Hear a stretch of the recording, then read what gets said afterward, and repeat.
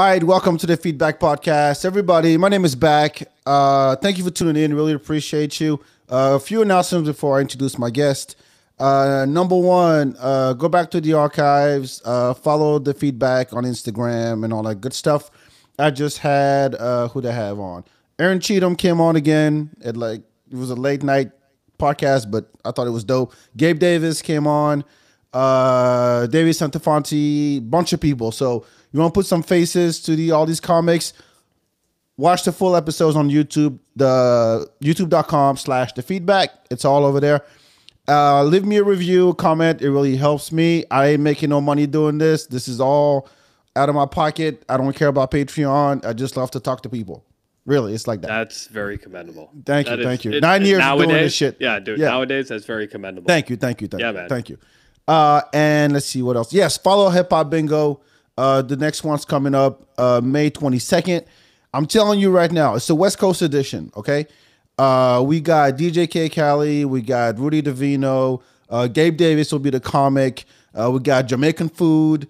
I changed the game a little bit, so you're going to love the new format of the game. So I'm telling y'all, we sell out every time, okay? I know Austin likes to grab tickets last minute. Dude, they don't do pubic that. hair before it starts. Yes, don't do that. And then I get messages, yo, can I get blah, blah, blah. No, I'm telling y'all, go to hiphopbingo.live, get your tickets right now. The early birds sold out in like a day, okay? So go to hiphopbingo.live, get your tickets, May 22nd at Native. By the way, what's the West Coast edition? Is that like NWA, yes, Tupac, yes. Like, oh, dude, Ice Cube, Ice T. Oh, that's dope. It's Kendrick Lamar. It's fucking Dr. Dre. It's Warren G. It's Too Short. Beautiful. It's Alcoholics. It's all those guys. Okay? Beautiful. I'm from New York, and I still respect that. No, look. Have you done an East Coast edition? Not yet, but you know how big please, that one is? let me know. No, we did a GOAT edition, and a lot of them are East Coast. Who? I mean, I had Rakim, I had L Cool J, I had Method Man, Busta Rhymes. I mean, it goes on and on. That's great. So, KRS-One. We had all of those. Boogie Down Productions from the Bronx. Do you know if Nas is from Queens? Yes. Yeah, dude. I have to introduce him. Yeah, we did this wrong. Anyway, my guest today, episode 253. I got Tim Warner in the building. Thank you for coming, man. Dude, thank you so much. No, thank you. This is great, and you're the type of person that I want to be talking to and working with. Like, just the fact you began no sponsor. I just do this because I'm into it. Yep. I am so fucking game. So it is an honor for you to have me on, or for me to be on here. I think that's the best way to say it. Sure, I'll take it. Dude, thank you so much for giving me this opportunity to share time with you. It's really dope. Dope. I've been wanting to talk to you for a while because I've seen you around. I've seen you grinding. And by the way, we're standing. This is the first podcast I've ever done. That's dope. Standing. I don't like sitting. I know, but I was. Congratulations on the podcast, by the way. Thank you, Tim Warner Show. Everything. Yes, we'll do plugs later. But okay, never mind. Let's get them out of the way. The Tim Warner Show on YouTube. Look it up. He just had Mike Cannon on. Yeah. Very funny. A lot of conspiracy shit. Fucking beast. Dude's a beast, though. No, he is. He really is. Beast. I've seen him. I saw him at Skankfest. Okay. Out in Houston. In Houston, yeah. Dope. Yeah. So I'm like, it's great that you knew him from back then? You sound like you I knew him when no one knew him. Like we were doing open mics together. Really? Yeah, there was I would say like a good 6 months to a year where it was me, Mike Cannon, and Chris DeStefano just going all over. Yeah. So what about the other two Musketeers, Mike Feeney and Brendan Sagalo? Those three. Those are Mike's boys. I know them very well, but like those are comics that Mike has done podcasts with. Brendan and Mike have both opened for him. He's opened for them. Whatever else, but it's like, we were always the kind of, I don't know. You're people you gravitate towards. And then like Chris, dude. I mean, I remember sitting at Caroline's for the first like fucking guest spot he got. Really? Chris Stefano, who just had a Netflix special drop this week. Correct. And Mike and I, we came. He let us into Caroline's. We sat in the back of the room and watched the set. And like, wow. Yeah. So it's been fascinating to see, especially like those two gentlemen. There's a bunch of others, but like, it's so fascinating to see their evolution.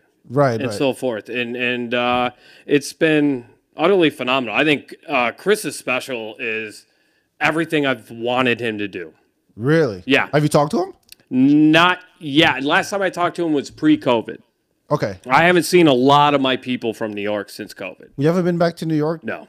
Did you want to? Do you want to go back? No. No. Why? What? It's not New York. Did you burn some bridges or something? No, it's not New York.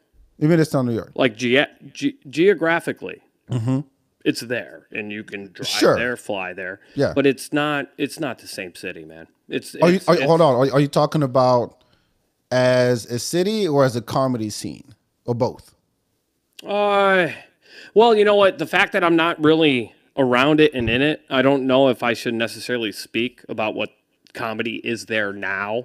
Okay. Because I don't necessarily know. I still talk to some people. But I think the mentality of New York, what I moved to New York for, no longer exists. There's especially since like 2015, there was like, are you going all the way back to 2015? Well, there's like this PC kind of shit that came in, and you can't say this and you can't do that, and then it's like, it's fucking New York, dude. You can get hookers any time of the night. You can get a rubber tire at the pimp shop. Like, it's New York. And then when Trump got in, that just kind of escalated a lot of people being like, you can't say this, you can't do that. That is racist. That is homophobic. That is sexist. Who are you saying? I want to cancel you. And that mentality is something I do not want to be a part of. There's not a lot of discussions. There's a lot of people, especially since all of this shit, this psychological warfare that's happened in the last 3 years, I feel there are a lot of people that want to be right instead of just discussing. No one's right. Yeah. Okay. Hold on. I know we're getting into a lot. No, sorry. This is what I do. This is good. This is exactly why I wanted Tim to come. This is what I do. No. This is going to be a good. This is going to be a good show. So, I'm not refuting anything you're saying.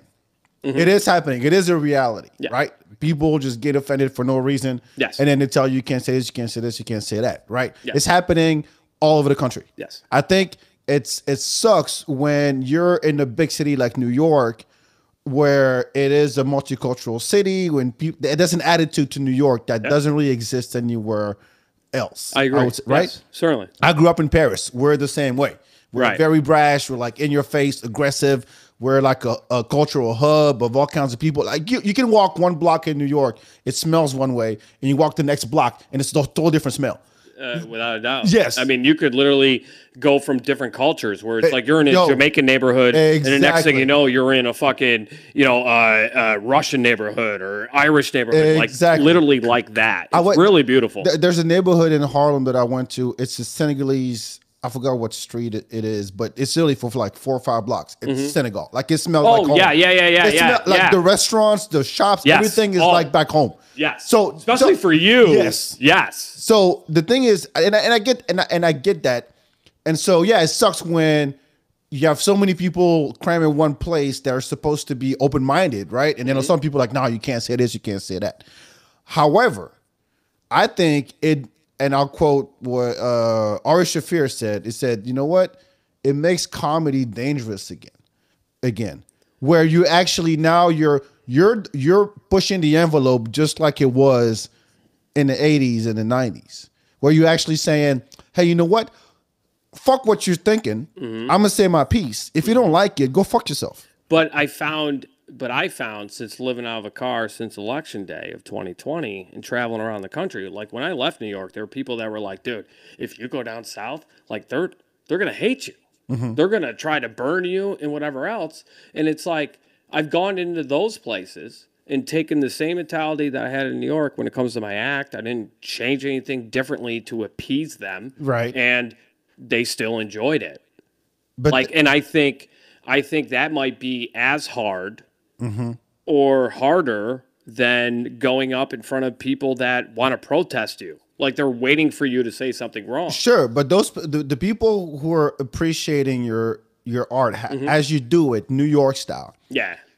You're going to have 2 different reactions. You're going to have this is kind of refreshing. Here's a New York guy coming to our city and telling us how he sees the world. There's also the fuck you. Yeah, and it's one or the other. I felt both. Yeah, exactly. And then you land in Austin where it's like yeah, we're Texas, but not really. It's a little. Yeah. Austin is amazing. I love Austin, Texas. But what kind of response The you been getting? scene Though? is a little LA, little Hollywood, which is it's awful. going to get worse. Awful. It's going to get worse. But the response you got, because when I saw you the first time, I was like, yeah, that's New York style comedy. Yeah. I like it was point. I didn't even know you or nothing. I was like, yeah, this is New York style shit. Like I recognize that. I recognize that attitude when you just get on the mic and speak your truth. You don't give a fuck who laughs. Well, you hope they laugh, but yes, there is that element. Like you speak your truth. There's like there's that art form to it. Well, dude, we are modern day philosophers. Yes, like yes, yeah. I shouldn't say I am per se, but like the greats that do it. Like it's like. You watch Jordan play, and then you go out on the blacktop and try to play like him. Like, that's how good he is, where you think you can go out and do something like him. Right. You watch a Chappelle special, for example, Patrice, whatever else, and then it's like, oh, I could do that. Yeah. You know? And it's... But Boston and New York have a like a unique like school of comedy. Where it is. No, I agree with you. I just went through a moment where like I miss it. That's what I'm saying. I miss that grind that isn't here. That the evolution of yourself and your act, because I think a lot of people don't realize when you get into stand-up, it isn't necessarily about being funny. Yes, that is part of it, but also how much you have to delve into yourself to be unique and to be original. Sure. You start learning about yourself, and I don't think people necessarily know coming into it how much of it is like this kind of psychological thing on yourself. Yeah, it isn't just about it's finding your voice. Yeah, it's like, you're gonna sound like somebody else at the beginning. Certainly. I mean, I've seen tons of comics, and I'm like, yeah, he's doing CK. You can say the same. For bands. He's doing Chappelle. You can say the same exactly. thing for TJ. Yeah, your influences are gonna be the thing that motivate you to actually go out and do it. And then after a while, you start developing your voice, or you just be low hanging fruit. But hopefully, what happens is like you just start evolving. And you start growing, and you start, because there does come points when like, yeah, okay, you're doing decent, but then you have a set where you fucking bomb, and you're like, I never want that to happen again. How can I improve? And not that you'll never not bomb again, but those kind of things. It's I don't know. It's. I wish I could really paint the picture of the process for people. You know what? It's really beautiful. No, it is. I think that. Yes, because the barrier of entry is so low that people get in. I've met comics here that are like, yeah, I'll be on Rogan next month. I'm like, shut the fuck up. You started last Monday. Sure. Yeah, they exist. They exist. Yes. But I think that at the end of the day, the ones who will stick around are the ones who actually understand and respect the craft of it. Yes. And the grind of it. Yes. And at the end of the day, the audience is going to tell you. Yep. The audience, like it's an equal. We're all on the same footing here. Yeah. Right. It's just how much do you want it? How bad do you want it? And how much are you willing to put up with all the bullshit and actually get up there and then eat your heart out and try to be yourself? The formula is very simple. I agree. Applying it is what's hard as fuck. I think it's very Y equals MX plus B. Yeah. But it's finding the Y, the M, the X, and the B. That's the difficult part. But yeah, it is a formula. I mean, it's like music, like a 1-4-5-1 chord progression. Like there's a formula. Except that you have to do it in front of people. Yeah. Yeah. You can't sit in your room and practice it and then do it. That's the only difference. So in that vein, then, if you hone your craft and you understand it and you've been doing it for a while and you see how the state of things are in New York where people are gonna get offended. Fuck them. At the end of the day, it's you speaking your truth. Like, oh fuck, this is actually but I think interesting. the different. Okay, I think some of the little minor differences are, for example, there were people getting banned from open mics. There? Yeah, and that's where I'm kind of like, it's a fucking open mic. Literally anyone. New York, there's a lot, but there's more avenues than anywhere else. I did a lot of work. like Harlem, Bronx, Queens, and the Lower East Side. And if anyone knows anything about the Lower East Side, I know it was years ago, but dude, that's where punk started. I was coming up, dude, I was coming up in little black boxes in areas like that around the Lower East Side. And then all of a sudden, there were people going, hey, wait a minute. You can't say that. You can't talk about race. You're white. And it's like, what?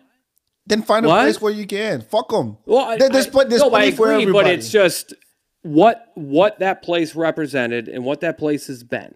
Sure. To what I saw it somewhat transform into, it's not the same New York. I agree with your mentality. And there is that fuck 'em attitude. But when I'm in the punk birth of punk, and I got people being like, hey, I don't think you should be ruffling feathers. It's like, well, where else would I do it? Well, where else? This is the perfect spot. This is where we standing. Yeah. Like, I don't, that's what I don't understand. And then at the same time, how you're like, oh, dude, just fuck them. At the same time, you can leave. Why does it have to be me changing? No, if you don't have to like change. It, go have a cigarette. There'll be another comic coming up you'll enjoy. But you don't have to. You don't have to change. Right. You don't have to change. Nobody asking you to change. Right. But I think as in the city, if you told me you were in, I don't know, fucking small ass city in the middle of Kentucky, and there's like one place where everybody does mics and it's once a week, I get it. I'm like, yeah, if they say fuck off, where else you gonna go? But you're gonna have to move. Right. But it's New York City. I think there's plenty of opportunities and plenty of but if I want to be gay, right? Hear me out. If I want to be gay, I'm gonna go to San Francisco. Right. Okay? It would be weird if I went to San Francisco and people were telling me I'm doing gay wrong. That's what I think the analogy is.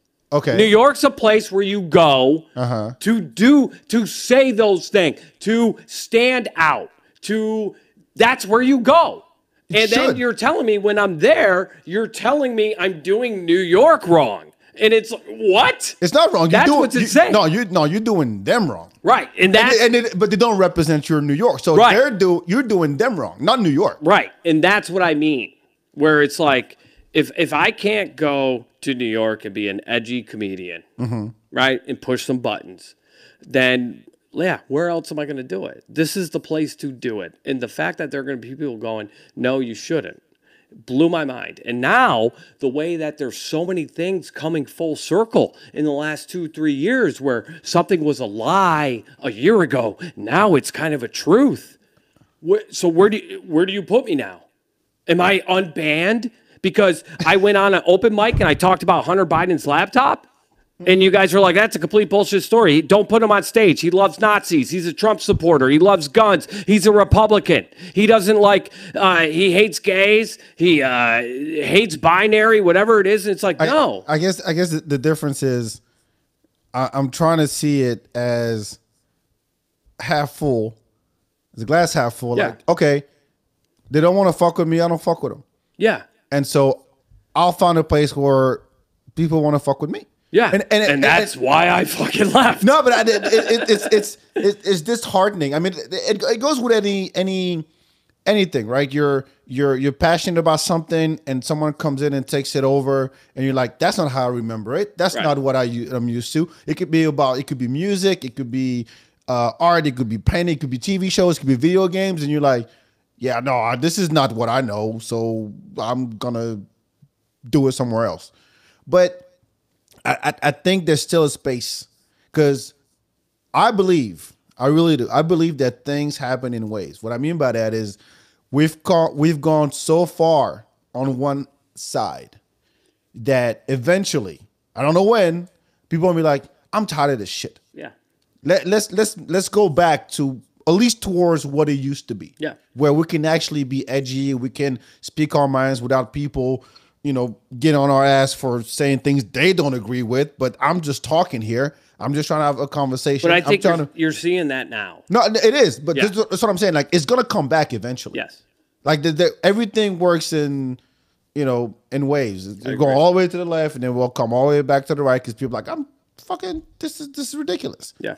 And they're gonna lose. That's the thing. It's just a phase that people just, and this is not necessarily like your target audience in the first place. Like if you want to do. Yeah, but you know what? They always were. And that's the thing that kind of gets me. When I was doing jokes about Bush, they were on board. When I was pointing out some of the imperfections of Barack Obama, they were on board. When I was making fun of Trump, they were on board. Once COVID happened, I lost them all. Really? Because of my stance on it. I'm not, I mean, your stance was nothing that nobody's heard of. Nothing ridiculous. No, not just that. It's nothing that was like you just pull out of your ass kind of thing. Like those were, ideas that people had. They just didn't want to talk about it out in public. And in New York, for example, it's there's nothing wrong with liberalness. I consider myself liberal, but I think there's this extreme liberal that's kind of coming out, just like the extreme right. I think there now is like this extreme left, and they ruin fun. They ruin fun. I've fun regardless. I don't need them. Certainly, but like, I don't. But the thing is now with cell phones and whatever else, they're out there trying to ruin fun. They want to cancel and they want to do this, and I don't know. I don't know why it matters so much. I don't know if it's because of social media and you feel like you're seeing everybody, but I don't. No, here we are talking. I don't mean this rudely, but I don't really give a fuck what you do in your day. Just don't hurt another person. Don't harm like anyone else. Like I don't. Whatever you want to do. Like you want to change your body. You want to be gay. You need an abortion. Whatever it is, have at it. But you know what's interesting is that if you think of the population as a bell curve, well, most people are in the middle. Yes. Right. Yes.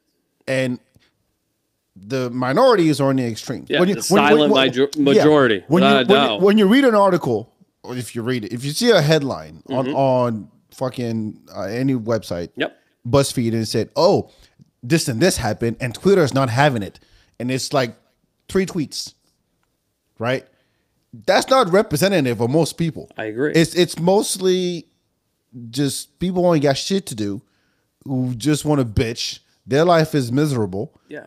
The life around their phone is miserable, and they feel like, oh, I have a voice, so it is my duty to, express it, and then fuck you, I'm going to cancel you, I'm going to do all that. But that's not most people. I agree. There's a reason why. I agree. No, there's a reason why. People, I think there's more people gravitating towards comedy now. Like there's this resurgence. Especially during COVID, be like, "Yo, this is depressing." Again, modern day philosophers. Right. I want to hear, what Rogan has to say about this, or what Tony has to say about this, right? Because we observe the world exactly, and you give a different perspective on something, and then make it funny in the process. And it's always the people who are the furthest from the issue who have the most to say, and you're like, you're not there. It has nothing to do with you. I don't give a fuck what you got to say. I'm going to say my piece regardless. I understand I'm a single white male, okay? Like I said, I left New York, been living out of my car since Election Day 2020. And during the pandemic and everything else, I've been fortunate enough to travel, I think, 26, 27 states. Oh, wow. So I got to see a lot of different things. In my opinion, I feel like when you see all this chaos and all this racism and all this hatred, I really feel it's 5% that they show 95% of the time. Oh yeah. That's the I don't think people are as racist as they make it out. I'm not saying racism doesn't exist. Sure. But dude, for the most part, whether you're in Alabama or whether you're in New York, Florida, Texas, whatever, dude, people just They just want to live their lives and try to have as much potential as possible, maybe give their kids a better life than they had. That's what they want. Yeah. They're not sitting there going, these goddamn black people are ruining my life. No, they're just, how can I make my life better? There isn't, I don't know, but they make it out, order out of chaos. So if you The only way a dictatorship can thrive is if you keep a country divided 50-50. So that's the job. Show the violence, show everything else, and to make people fucking get on the internet and get heated.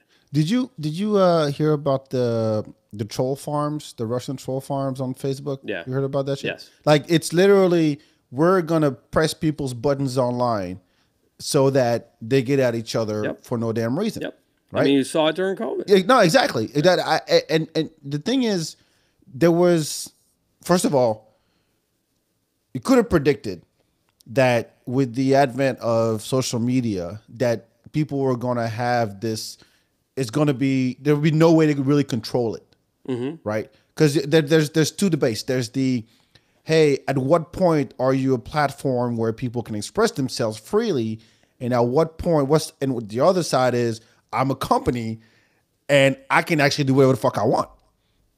Right? Yes. And so there's a line there, and it's been kind of shifting back and forth. And so as a consumer, you're like, okay, where do I fall and what do I do? How do I interact with this thing?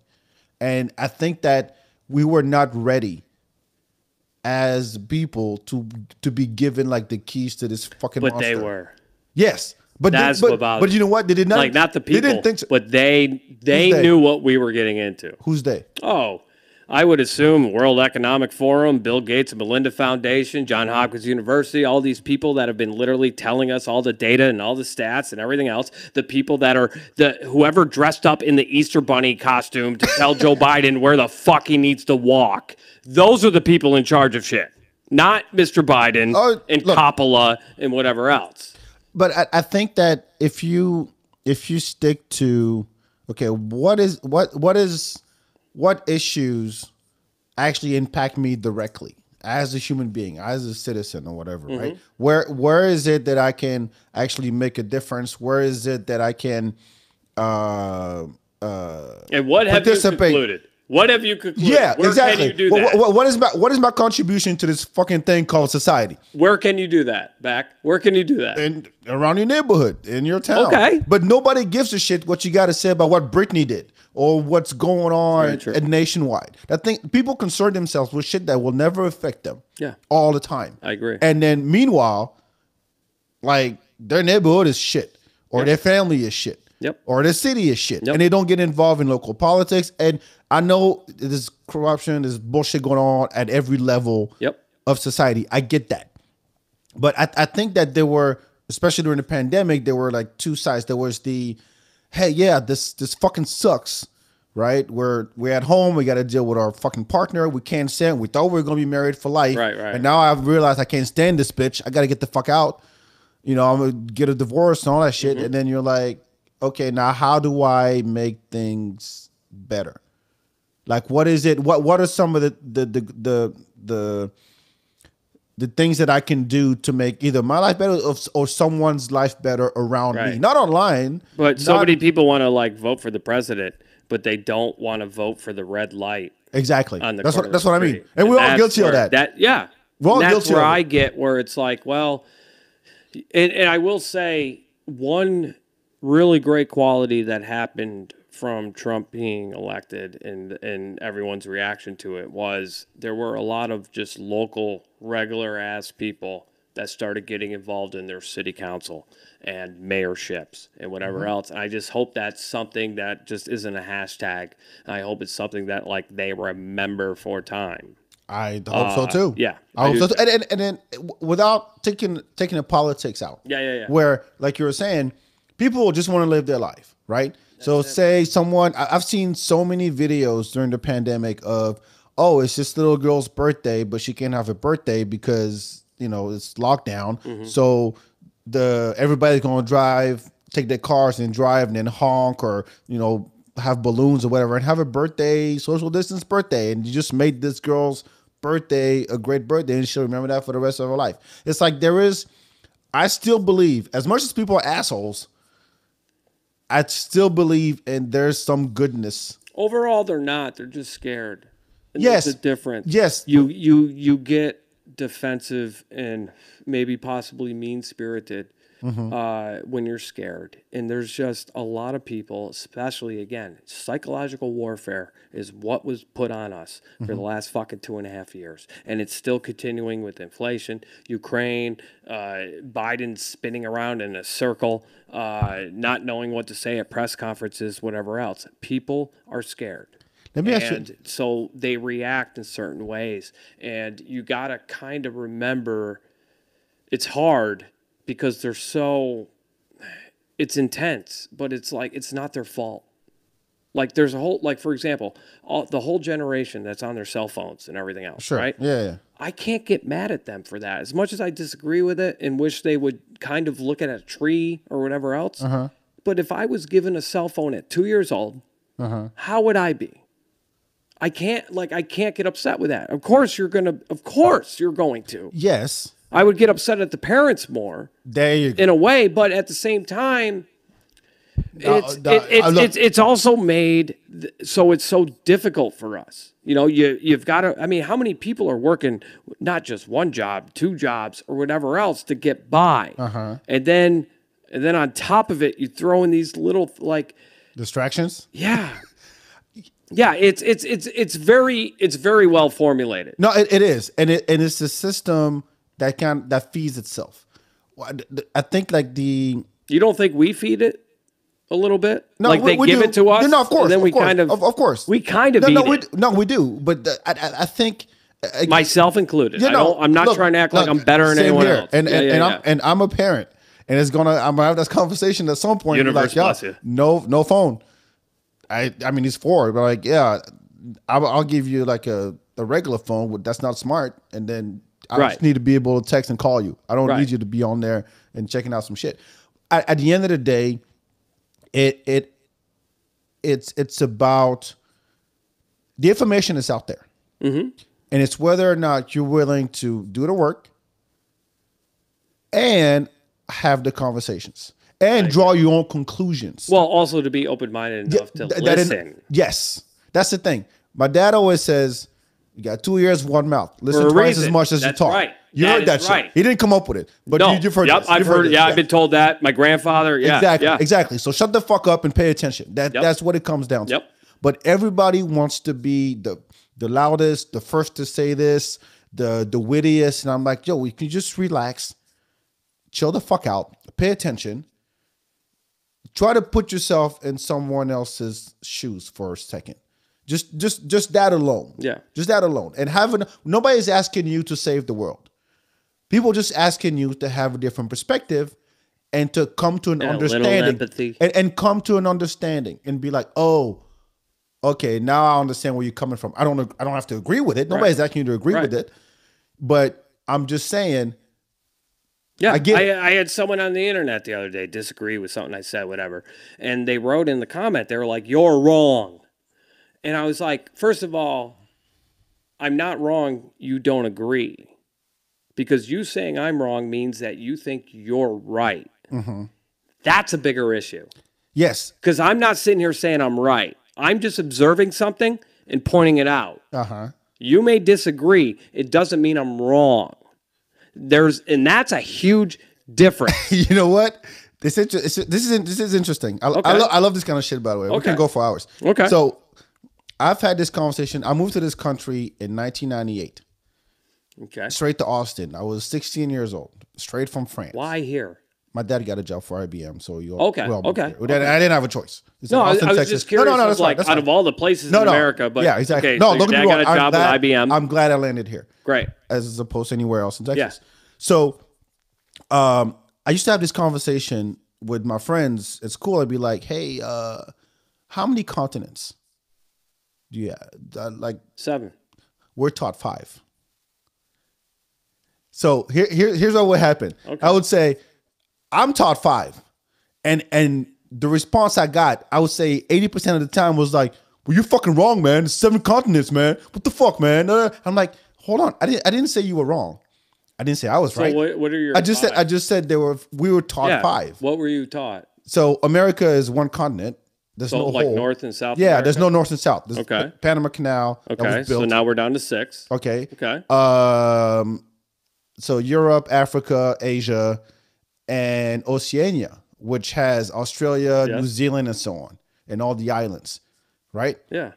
And so, is that 5? Shit. Well, does Australia count as that to you guys? Because Australia is a separate thing to us. Like, it's a country and a continent. I know, which is weird. So when I would have this conversation, I would ask questions. Okay. I would get, like, they would fucking yo, no, that's fucked up, man. We're taught 7. I'm like, wait. I'm saying, how come Africa Australia gets a flag and Africa doesn't as a continent? That's weird. Where you put New Zealand? How many rings to the Olympic flag? There's a reason why there's 5. Right. You know what I mean? All right. And so they're like, and the response was always, not always, but for the most part, like, no, you're wrong. I'm like, yo, I'm just talking here. You fucking idiot. Yeah. You're What fucking makes you French. think there are 5? You fucking French motherfuckers. You guys lose wars. You fucking drink wine and eat cheese We all never day. wanted the Statue of Liberty, You don't know shit with your baguettes and croissants and your berets. Get the fuck out of here We with your ripped 5. you off with the Louisiana Purchase. Whatever. But that's what I'm saying. That's the kind. And I'm just talking. Yeah. And it was as benign and as silly of a conversation. I agree. But I had it for years. I agree. And that some people were like, huh, that's interesting. Yeah. I never thought of it that What way. are your 5? That should be just, what are your 5? Yeah. Not, you're wrong, fuck no, you. that's what I'm... Like I did, where it's like, why do you have 5? But let me put it this way. And the bigger picture was always that there's something about, I don't know if it's specific to this country or not. I have a theory that maybe it is. That America has always been enjoys conflict. Hear me out. There's always been a dichotomy. There's always the North versus the South, the coast versus the middle of America. There's the gay and the straight. There's the city and the country. Again, there's 50, black 50. and white. It's always Keep a country divided 50-50. no, exactly. There's only 2 parties, Republicans and Democrats. Coke Everything is 2. Burger King and McDonald's. Exactly. Yeah. Everything is in 2, and you have to fall on one side or the other. And nobody likes a fence sitter. If you can make up your mind about something, gay marriage, minimum income, what's the thing? UBI? Yeah. What? Yeah. Universal income. Universal base income? Yeah, whatever. Yeah. But I'm saying, like, if there's an issue and you don't fall on one side or the other, you're weird. People are like, pussy, come on, make up your mind. Like, everybody's telling you this is the right side. And then somebody else telling you, no, this is the right side. Right. And then history will judge. But for you to even be like, oh no, if you're this, you gotta fall under A, B, C, and D, and then that's it. If you fall outside of that, I can't fuck with you. Yeah. But nobody's one thing. I agree. And I've noticed this since I got to this country 20-some years ago.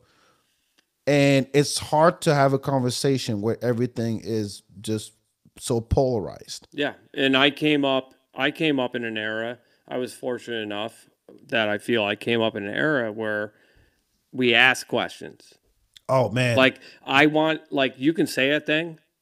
I want to know where that's coming from because like, I don't know, this may be a dumb example, but it's like, if someone's racist, right? Mm-hmm.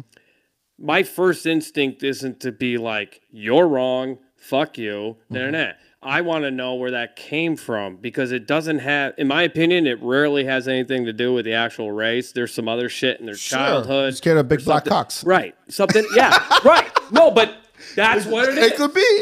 Yeah, that's what it is. You're threatened by big black dicks. You're not threatened by that black dude over there. Yeah. There's something in here. So I've always been asking questions about it. I want to know where you're coming from because I also, I should know my enemies.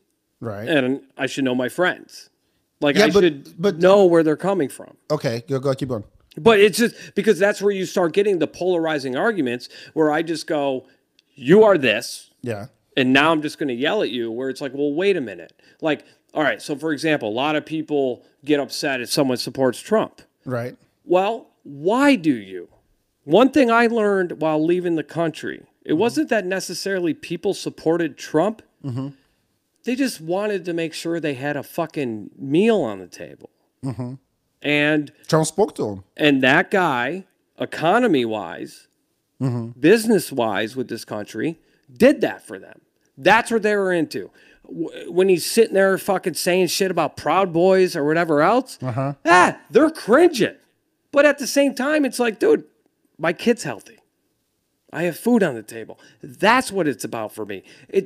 Yes, maybe I voted for him, but it's because of that. It's not because I you did? No, not me personally, but those people. I always vote third party. Oh, okay. Always. Except for 2008, I did vote for Obama. I got duped and voted for Obama in that first. Good for you. Yeah.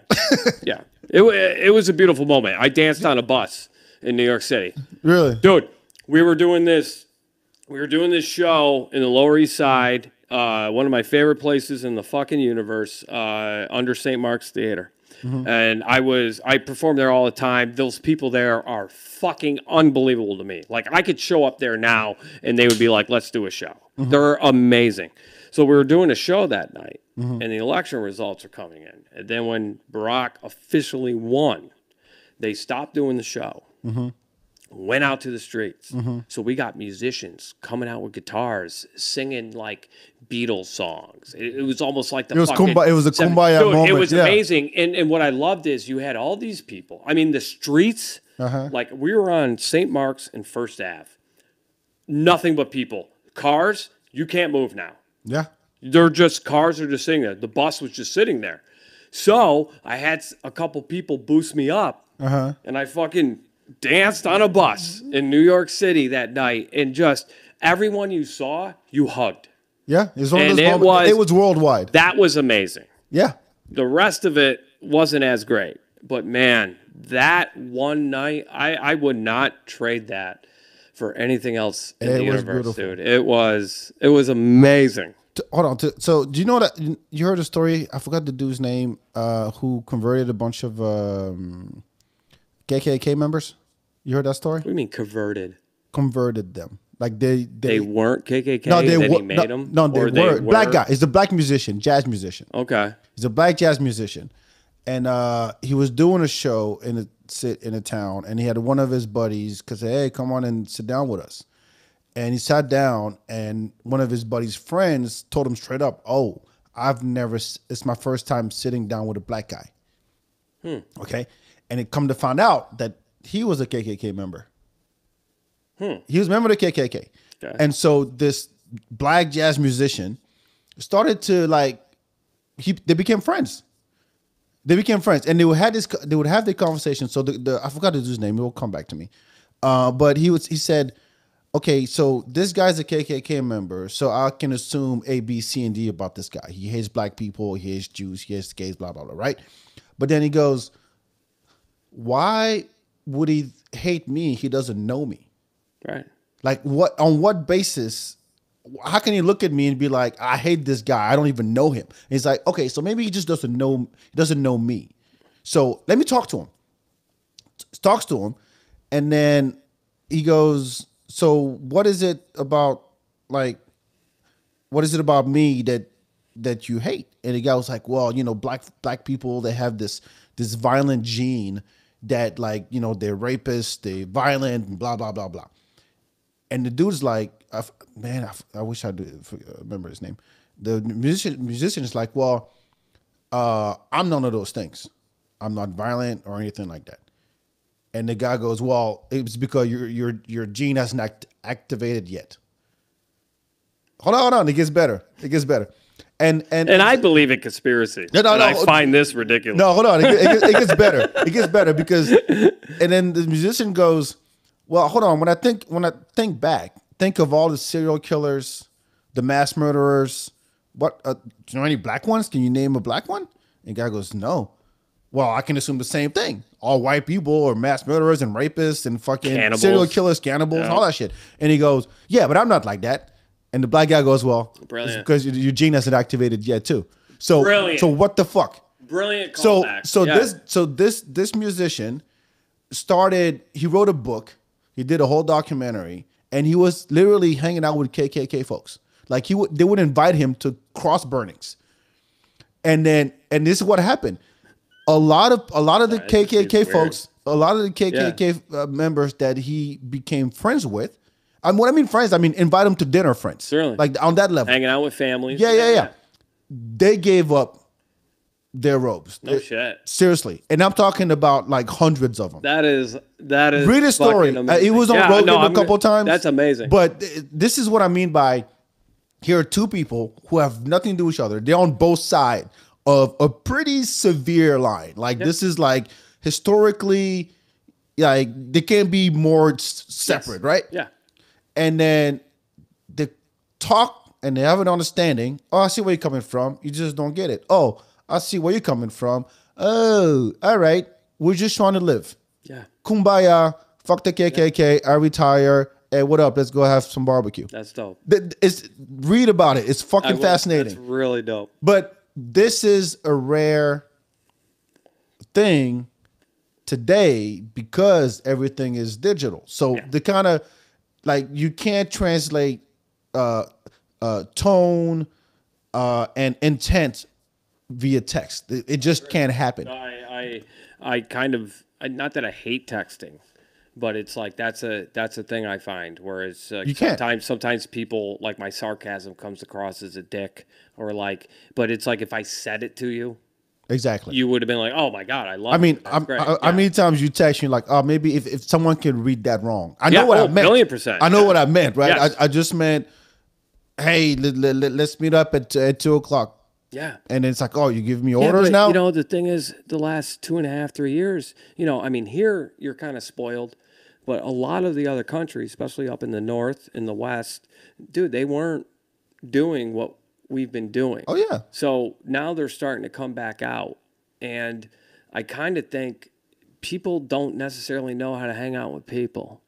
But that's okay Right now, let them relearn. I think that's why you're having like Will Smith and that dude at the Chappelle, and there was some chick who tried running up to a UFC fucking cage and got drilled by security guy. Oh, it's dude, that's a beautiful YouTube clip. That is this girl gets fucking linebackered by the dude, and she runs up trying to get into the cage, and it's like, yeah, that's 2.5, 3 years of this isolation and whatever else, and people kind of don't know how to act. But we're not meant to be isolated as I agree. As a bucket species. How do you punish a prisoner? You put them in a solitary confinement. Correct. That's it. And they did this to a whole world. You treated us like prisoners and put us in isolation. Yeah. Yeah, dude. That is not good. No. Nobody thinks it's good. Nobody. Oh no, there are no. No. There are some people that think it's a wonderful idea that we should still be doing right now. Okay, maybe Amazon. Because there's a new variant somewhere in fucking Sweden right now or something. So we might have to fucking lock down again. Nah. Government, give us money. I think it's put it this way. Maybe that's just my mindset, and I'm not trying to like impose that on anybody. But if you see things as an opportunity to grow as a human being and be like, oh shit, I'm at home. But you have to see that. No, I know. But it's the same as what we were saying earlier about, there's information out there. Yeah. There's conversations to be had. There's people. We have a need to connect. Like there's a reason why there's clubs and there's teams and there's sports. And there's hugs. There's class. There's all simple that shit. Hugs. Yeah, handshake. Yes. I mean, kiss. There's a reason why we do these things. We go to concerts together. Nobody wants to be alone at a concert. Yep. There's a reason why we're like that. We're meant to be tribal. We're meant to be around other people. That's just the way we are. Yes. So, what I loved about the pandemic is that people find new ways to connect. Mm-hmm. Some were more productive than others, but there were ways to connect regardless. So I'm like, all right, let's get fucking creative. If you're a comic and you choose to do comedy via Zoom and that's your way to still practice your shit, then so be it. If you want to do it in front of cars, then fuck it, so be it. Did that. I didn't, but I loved it. Did. Really? Yeah, I'm one of the rare people that loved it, and I could tell you why. There's because like for example. I don't know if you have like either featured or headlined on a weekend, like at a club. But I have no idea. So when people come in on a Friday, Saturday night, they wear their Sunday's best. Right. Right? Yeah. So you can look at those people and you kind of make a judgment, will this material work with them, whatever else. When I see your car. Are you judge the car? I know, no, but I know who you are. You mean a Prius versus the F-150? You can wear all the outfits you want. Uh-huh. But when I see your car, I know who you are. And it's not a judgment thing. It's just knowing the audience. So, like, I loved seeing, all right, Nissan Prism. I know who you are. Oh, there's a Cadillac. I know who you are. There's an F-150. Right. I know who you are. Right. And I love that. Like, I heckled the cars. I would sit there if I saw a license plate and it was like Arizona 5G278. Why aren't you enjoying this? Like, I'm up here. Like, I loved it. So, I loved it. There you go. So that's what I mean by that's an opportunity. I don't want to do it all the time. No, of course not. No one likes to talk to fucking cars. Yeah. But what I'm saying, you turn it around because I really think that we come up with shit all the time. Yeah. And who is going to be creative about it? Who's going to be the one who's going to like, oh, you know what? This is how we used to do things. Now we're in this predicament. Everybody else is, and this is how I'm going to do things now. But that's also how I was doing pandemic shows before the pandemic. So like, for example, dude, I remember there was one summer for 10 weeks. There was a group of us that went to Washington Square Park at fucking 2:00 on Saturday and just start a show. There you go. Out of nowhere, some guerrilla shit. You know, we'd have this great dude, fucking Master Lee. He would come out and he did like a lot of like fire juggling and like street performance in a way that kind of garnered the audience, you know. Then we maybe put up a musician for a couple songs, then put up a comic, and then maybe a poet, another musician, then a comic, and we would just start it and just go. Yeah. And what I learned from doing outside shows made any inside show non-threatening. There you go. You know? So it's like when all of a sudden people were like, dude, you want to perform on a rooftop? Dude, do you want to perform in a park? Do you want to do cars? It's like, dude, I've been doing this for years. Of course. Sure. Fine. Great. I've done it. I've gone to laundromats, done a set. Like, I've done all of this. So if this is how you guys want to do this now, fine. The only thing I didn't like about the car thing was there's no amplification because they come through the radio. Yeah, so you're speaking into a mic and it's you can't hear. Really just like this. Yeah, like, you can't hear a fucking thing, and that's kind of a mind fuck because in comedy you can always at least hear yourself. Yeah. That's the only thing I thought that kind of threw me off in a way. But dude, I loved doing all those kind of shows. Okay. I loved showing up to Tampa and performing on the shore of a beach. Like, I loved it. I thought, let's go for it. So I'm going to bring it full circle back to the original point, which is, given the state of things now, and it is a reality, but I think at the end of the day, comedy will find its way. Yeah. There's no, like, when you see comics are now releasing everything for free on YouTube because fuck Netflix and fuck HBO. They're not the gatekeepers no more. Right. What Andrew Schultz did is like, holy shit. It's like, changed the game. It's tremendous. Changed the game. And there's a lot of others out there. Oh. You know. Look, I remember when Louis C.K. released a special on his website. At $5. Just go to my website, louisck.com, and get my special. Yep. And I remember back in my day, you might remember this actually. Maybe not. You said 98. But I remember when Pearl Jam had the big lawsuit against Ticketmaster. Oh, no, I don't know that. Yeah. Okay. So, for example, Radiohead was able to sell their albums or whatever else for $5 off their website the same way that Louis did. And a lot of that started because Pearl Jam fought Ticketmaster, which is a monopoly in the fucking ticket industry. Yeah. And they won, and then were able to sell their tickets for $20, $15 through their website and everything else. And that was a lot of things that started that kind of that kind of catalyst, that kind of grassroots in a way. It's always going to be bottom up. Yep. And somebody's gonna come up with an idea. Yep. And everything's dying that we've been used to. Television is fucking dying, and the way they broadcast it is fucking dying, and you're watching them grasp on to their last fucking, it's really fast, whether it's news, sports, comedy. I mean, dude, today, Tom Brady, whenever he wants to retire, Fox News, 10 years, $375 million for Tom Brady to broadcast games. That's more money than he made as a football player in 23 years.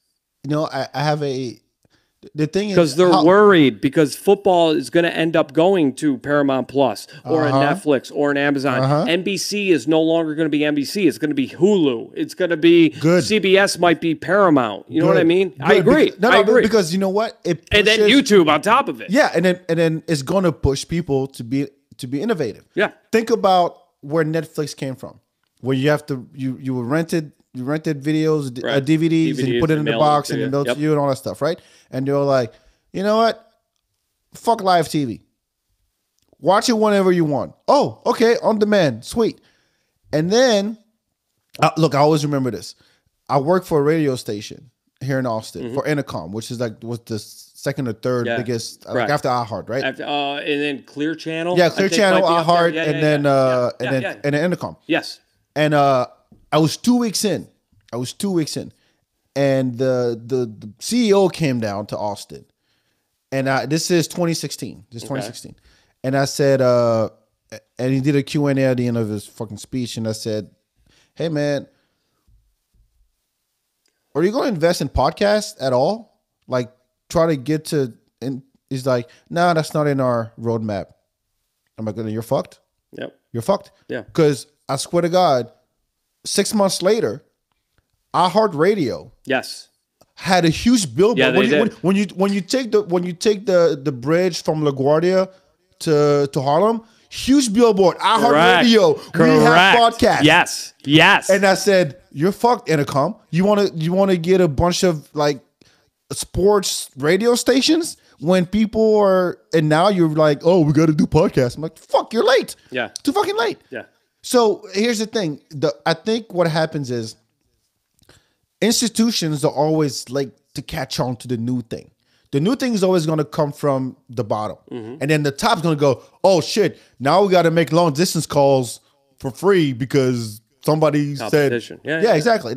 And so it levels the playing field and it's always going to come for the bottom. And then people are going to be like, wait until like late night shows are fucking garbage now. Yep. Late night like talk shows are garbage, right? Yep. News shows are garbage. Where people get their news now? They get it from Twitter. They get it from like independent websites. They get it from those places. So fuck CNN. Yep. Fuck Don Lemon. Fuck MSNBC. I don't care what side whether you're on. they do the Young Turks. It doesn't matter. Or like Tim Pool. It doesn't Ben matter. Shapiro, whatever it is. It doesn't matter. Russell Brand has a great. Exactly. Yeah. Exactly. It's like you want to get your information from a source that real.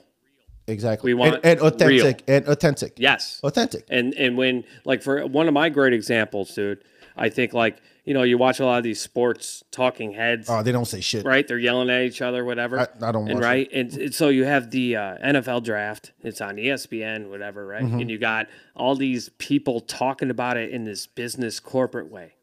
And then you can go on YouTube and you can watch the Pat McAfee show. And he's doing a draft spectacular. They're all dressed up in dumb costumes. They have skits throughout the thing. They also go over draft picks. And it's like, that's how people would be in a bar. Is that Barstool? That's pretty much what Barstool is. He came from Barstool. Oh, okay. Yeah, he's not with them now. But yeah, he came from that. But like, that's what I think the future is. Yeah. It's not going to be Skip Bayless and Shannon. As much as I love Shannon, I hate Skip. As much as I love Shannon, like, I think that kind of like, having a draft spectacular on YouTube, I think is going, that's the future. I mean, of course, the obvious case is Rogan, where he has more audience than all the fucking news. You could take CNN, MSNBC, and combined, Fox, put them together. Yeah, exactly. Yeah. So, I watch my number one. I don't Google anymore. I YouTube shit. I watch. Look, I get into. You know how many? I've watched more documentaries on YouTube than Hulu or Paramount Plus or Netflix. All of them combined. I watch this shit on Netflix because everybody's talking about the Tinder swindler. All right, fuck it. I guess I'll check it out and then pass out halfway. I know some of it. I don't know what you're talking about. Exactly. That's what I'm saying. So when you get on YouTube and I found like I'm a nerd. I love video games. I found this guy who's like a video game historian. He puts together his own shit. And they did like an hour and a half documentary about the story of Tetris. Interesting. And that shit could be a movie. Yep. And it's well produced, Yep. well narrated, with documentation, with proofs and facts and footage, and everything. And I'm like, yeah, I watched that. Yeah. If tomorrow Hulu did a documentary about Tetris, I'd be like, fuck off. This guy already did it. Yeah. So again, from the ground up, and then the top will follow eventually and catch on. I mean, they always do. They always do. So but it's very hard to take that independent route. And like one thing I've always said, comedy is easy. Believing in yourself is hard. Oh, I like that. That's the most difficult. You want to sell merch for your shirt? I know. I should make it a shirt. I should. But I mean, I'm sorry. That is the fucking truth. Again, we said it was a formula. I don't disagree. But coming up with jokes and writing jokes, it's fucking easy. Yep. Going up in front of people and delivering it and believing that they're going to laugh. And even after you have a shit set and to go up again and believe, that is what's difficult. Everything else is cake. If you can believe in yourself, you win. Yeah. You fucking win. Despite what people say, for some reason, I don't understand it. Some reason people, not all of them, but it's just, go ahead. People like to be haters. And they, okay, so like I'm 44 now, and I'm starting to hear a lot of talk where it's like, dude, you've been doing this long enough. You should quit. And I'm just like, who the fuck no. are they? Yeah. Who cares? Oh, it's my family. Oh. But all right, Timmy boy. But but it's like, obviously it's a shame. You raised me and you don't know me. You really think I'm a dude that would be excited about marriage and kids and a routine? It sounds like a rut teen to me, where you're just in a rut and you scheduled your rut into place. I like the fact, hey, you know what? I may not have the most responsible life. I may be a fucking 44-year-old boy, but you know what? I have a lot of freedom. And you're happy. Sometimes. I'm getting there. I had a rough 3 months. I recently had my dad pass and whatever. I'm sorry, man. It's great. Don't be sorry. It was a whole... It's great. His dad passed. Everybody party up. Cheers, everybody. He's fucking... Mr. Warner has passed away. It's a thing that happens. I don't mean that it's great, but it's like... It's great. It happens. Yes, sure. You've accepted. But the aftermath of it was really rough. And I had a tough 3 months, but I dragged myself out of it, and I'm here now, and I'm at par right now. Good. Which is great. And I'm hoping to get better, but it took a long time. But I am content with the life I have. Maybe content is a better word than happy. So it's So I don't know if I'll ever be happy. Like I'm a person that's like, dude, I can always improve that. I can always improve. Well, you know what I mean? I'm very hard on myself. I'm very hard on myself. Happy is not a constant state. Happy is a moment. Well, I think it's a choice. Well, it is, but it's also not a moment. Feeling. It doesn't last. It's like, well, again, it's a choice. If you choose it to make it last, it will. Look, I can have my dad die and everything that happened with it, right? I can sit here and be utterly depressed and be angry and whatever else. Those are choices I'm making. Like, feelings aren't just, here's my emotions. No, you're choosing that. So when I stepped back and I was like, hey, man, I do not want to be angry about this anymore. I don't want to be sad anymore. I'm going to choose a happier route. I know that's kind of dark, but it's like, a happier route than this. And it's a choice. I wake up in the morning. You can either see a cloudy day and go, this day's going to suck. Or you could see a cloudy day and go, hey, man, there's nothing but potential today. Like, anything can happen. Just like the city of New York. Yeah. Anything can happen. I did it. Yeah.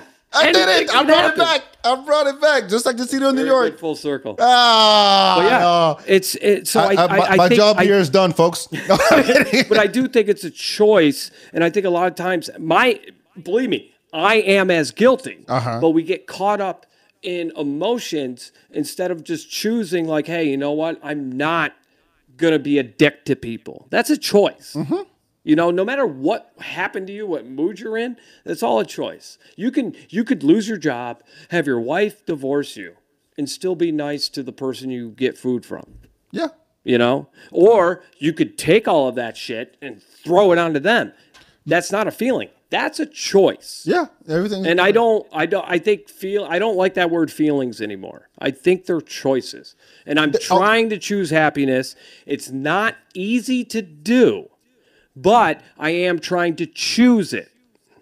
There it is. Yeah. There it is. Because you tell that to someone who's fucking depressed. Yeah. They'll fucking choose happiness. Like, what's wrong with you? But if you say, try, I get it. No, look, try it. And trust me, I know a lot of people who went through a lot of shit in the past couple of years. Certainly. And this is and a lot of times it's things that have been lingering for decades, and then it all came crashing during those 2 years, right? Yes. I get that. But I experienced firsthand being with somebody who was going through something pretty traumatic. And I get it. And then you're like, yo, why don't you just fucking get up and walk around or go do this or go do that? And it's so, and you can't, that's when it's like, I can't put myself in your shoes, so I think I know better. I'm going to tell you. Yeah. But on the receiving end, it's like, motherfucker, that's not what I need right now. I can't even get out of my bed. Yeah. And believe me, I remember like when I came back here, you know, after he died in the wake, and I came back to Austin, I was by myself. I'm staying in a car. I'm in a Walmart. There's people I know here at the time. Do I have friends?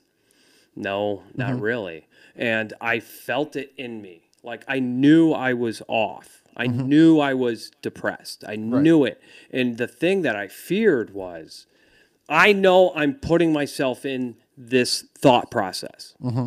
I'm scared I can't get myself out. Like I'm very aware I'm depressing me. Right.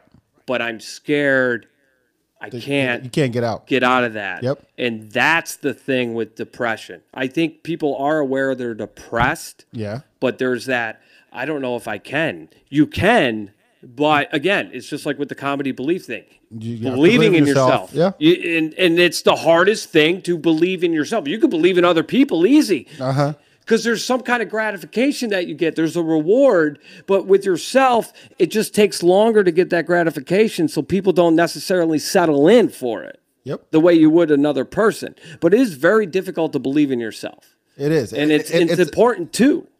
And it's but if you think of it like as a process, not as an end goal, like, oh yeah, now I'm happy, I'm good kind of thing. It doesn't work that way. Right. It doesn't work that way. It's like, okay, the choice becomes, what do you do? What are the small things that you can do today, right now, that will at least a notch happier or shitty, like less shitty. 1%. No, not even happier, less shitty. Yeah. Less shitty. That's it. And what I've a lot of my friends that went through a lot of shit, and myself included, is like, find small things. People like to make things be big, like big deal. Like my brother's back. The best example is like when people think about, hey, I'm going out this weekend. It's always something big. It's it's my birthday. I'm gonna get fucked up. I'm gonna get my boys. We're gonna get girls. It doesn't have to be. Yeah. Start simple. It's like, hey, how about I just call them up, say what's up?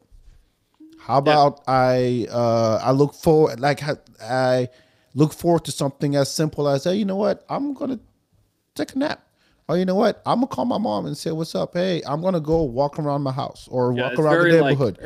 People like to make these big you're speaking goals. Kind of very early, like AA stuff.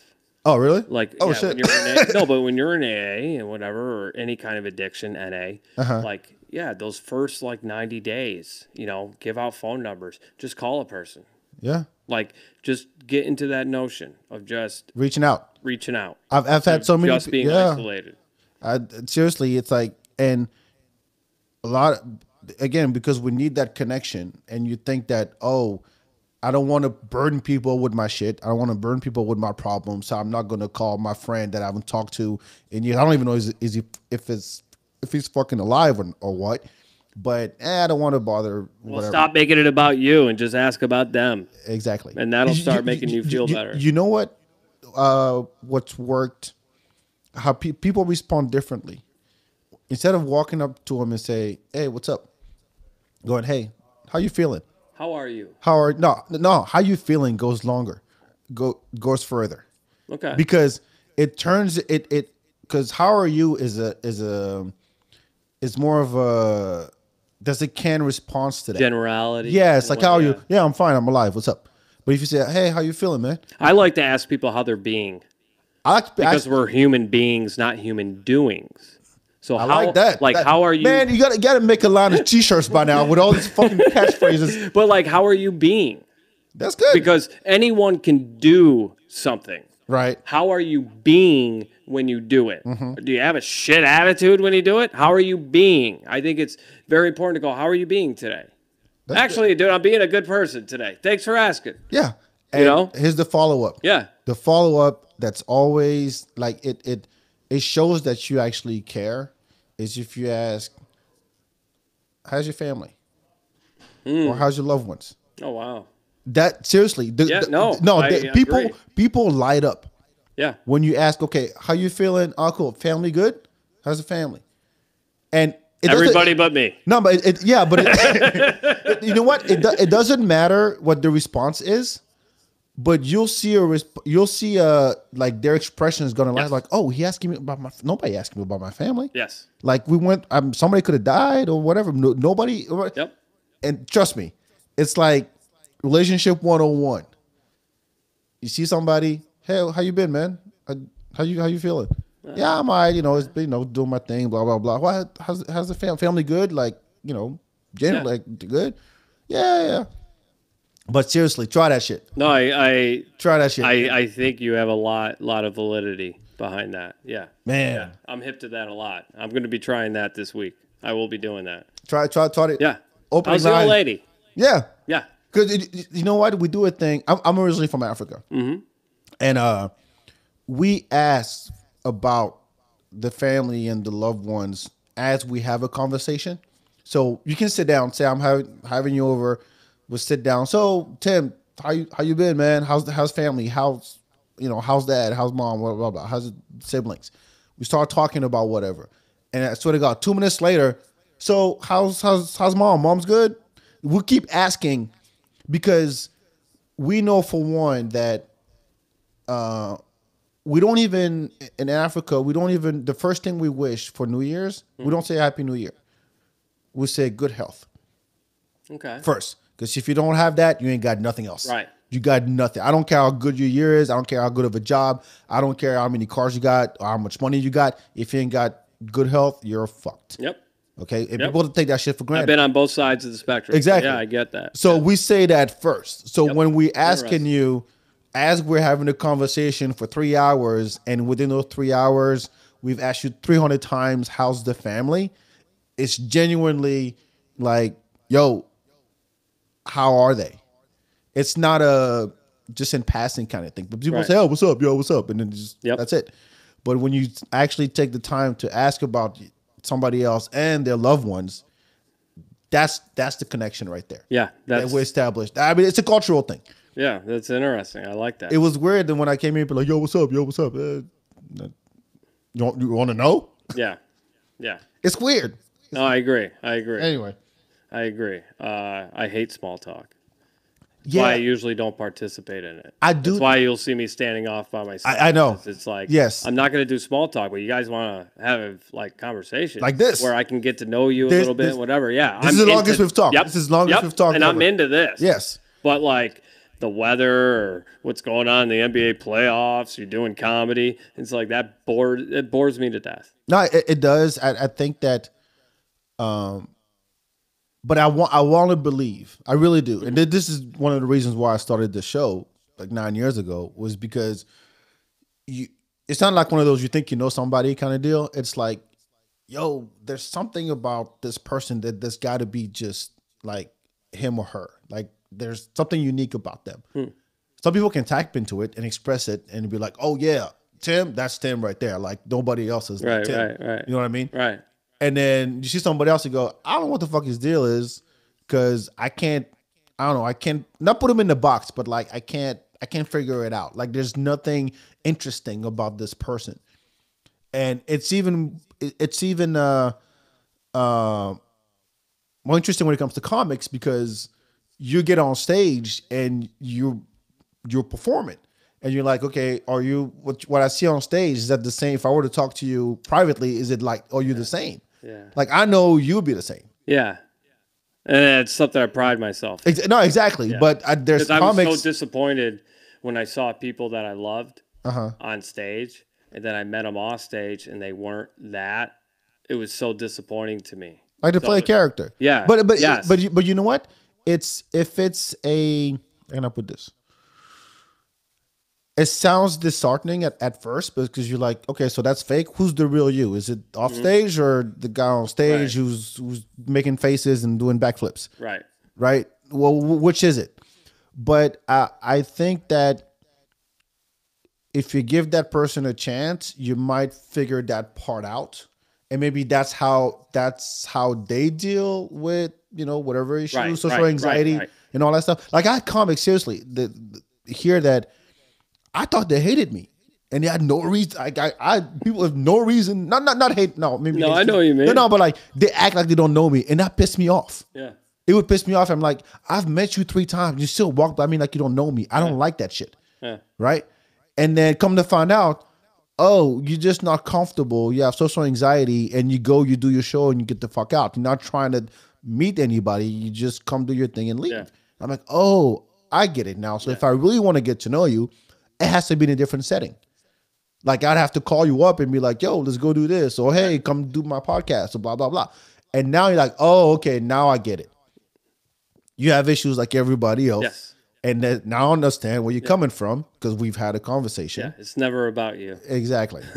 Like, or me. Yeah, exactly. Yeah. But like, I can't assume that I can't assume that you know my rules of how relationships should be. I can't assume that. I mean, I have 3 cultures in my head. And I'm like, and there's not a lot of people that live by my rules. Exactly. So you have to understand. Yeah. Yeah. And again, I've been fortunate enough where, I've been homeless in New York City, and I've also been hanging out with fucking billionaires. Like I've seen a lot of interesting perspectives and spectrums in my life where I'm able to take and absorb from all of it, and then just kind of hopefully draw those conclusions out to people.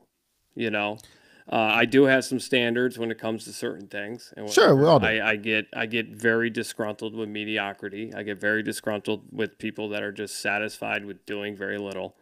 That bothers me a lot. But at the same time, though, I'm not you. So if you don't want to do anything in your life, why should I be bothered by it? Exactly. Like, I'm going to do what I'm going to try to do in my life. It's I don't know. It's we're it's the greatest time to be alive, but it's the most fucking challenging time to be alive, dude. Really? As compared to what, it's a century ago? Yeah. You think so? Yeah, because I do think, like, all right, I got to make a log cabin and whatever else, right? Uh-huh. So you go out and you make a log cabin, but I think when it comes to the mentalness, the psychosis of things, anxieties, just how life is. Like, we added more stress. We made life more complicated than it should be. Right. That's why I think it's the greatest time to be alive, but it's the most challenging.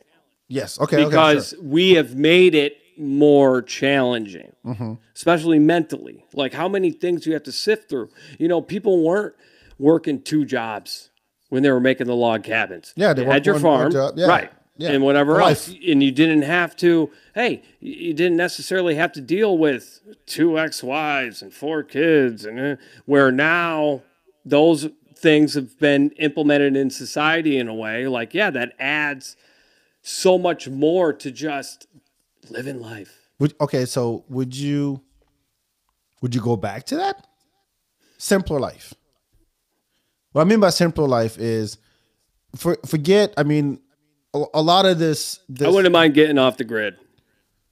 Go to. I don't know if I'd want to. I don't know if I want to farm my own food and all that shit. That's what I'm saying.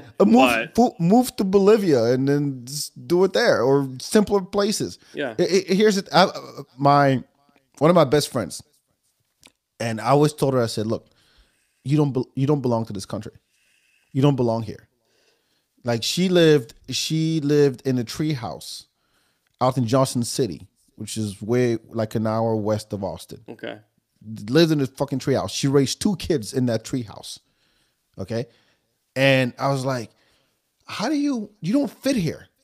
Like the way that you see the world, the way that, and she's lived all across the country, had all the jobs you can think of, and all of that stuff.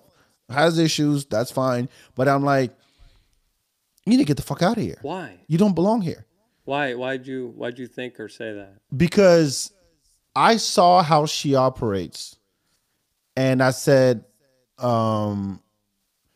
you enjoyed this life in this country is too complicated for the life you're trying to live a simple life in a complicated country. Okay.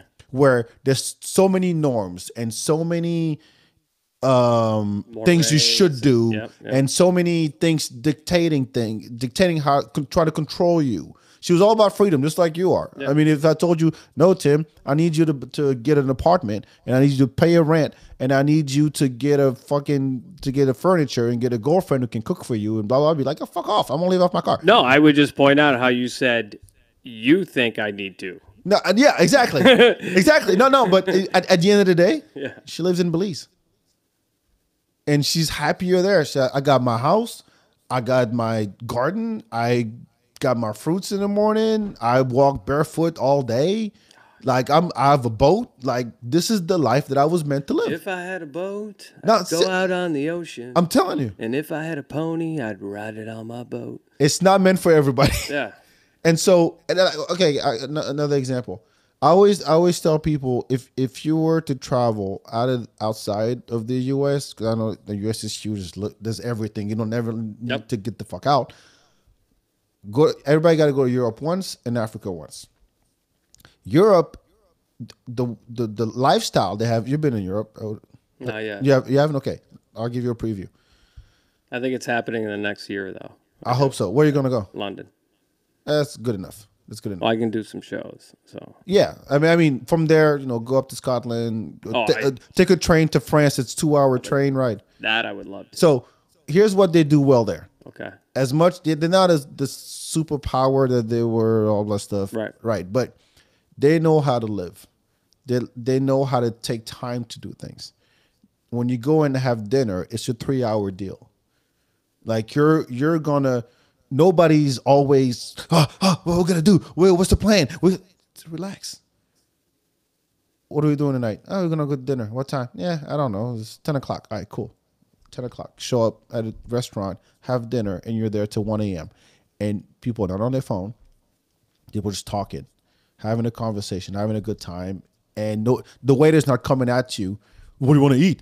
What do you want to order? Are you ready to order? Yeah. Oh, you ready? You have moved from dessert? And it's been 30 minutes. None of that shit. Well, that's been my biggest adjustment with Texas. What? Where, coming from New York, it's just everything's slower. Yeah. But I'm at a food truck for 12 minutes and I'm going insane. Yeah, that's what I mean. Like when the whole country of Spain takes a nap.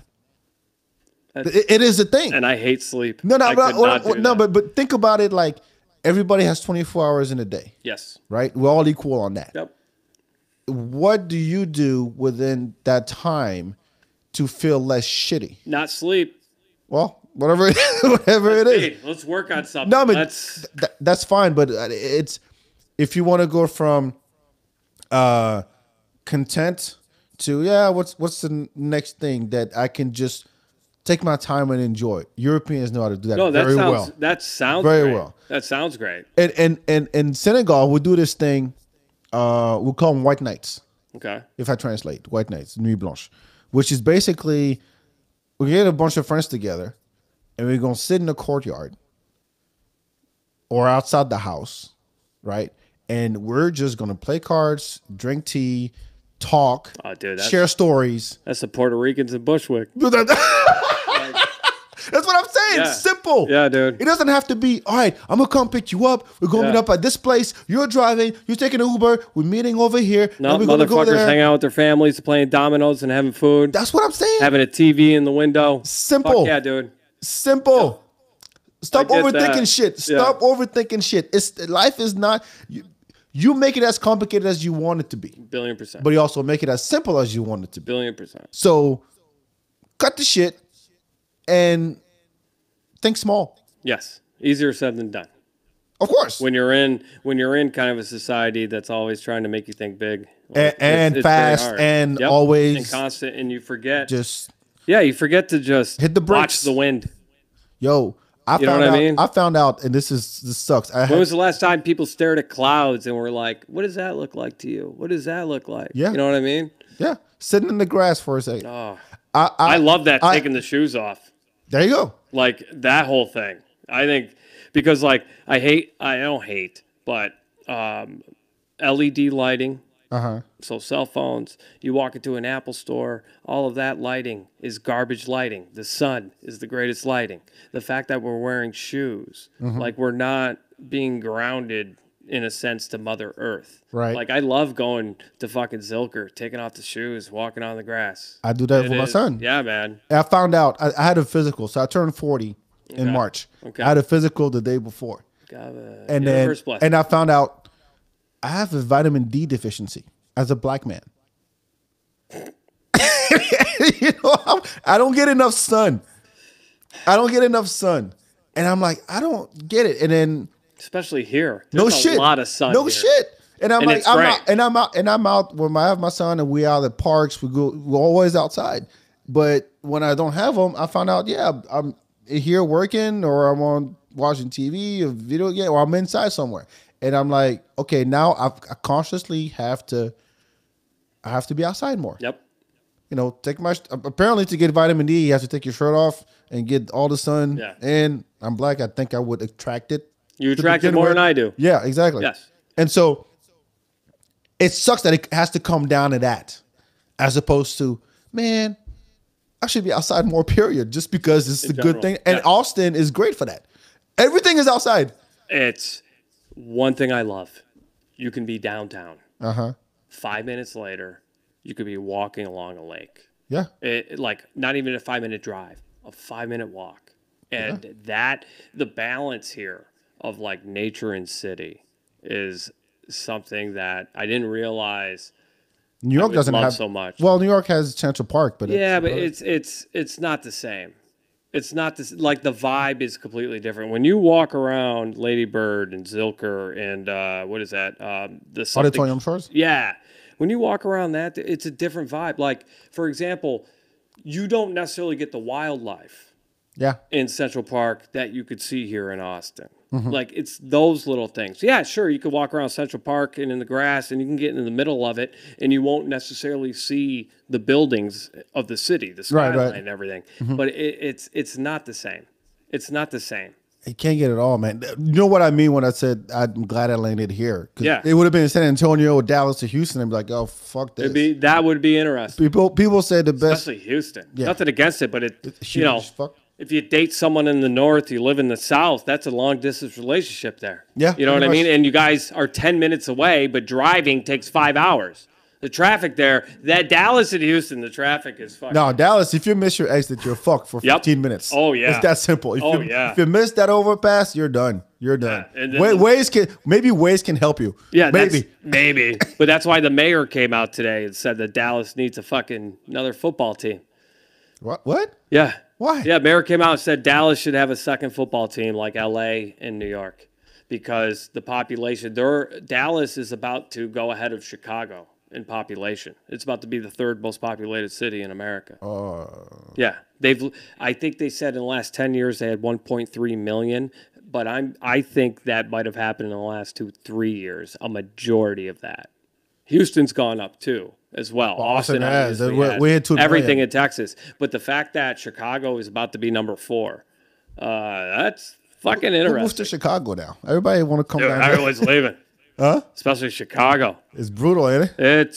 From what I've heard, yeah, dude, it's it's pretty rough up there. Like the shootings and so forth. Like depends on what side of Chicago you're on. But yeah, dude, that shit's real. Yeah. Would you?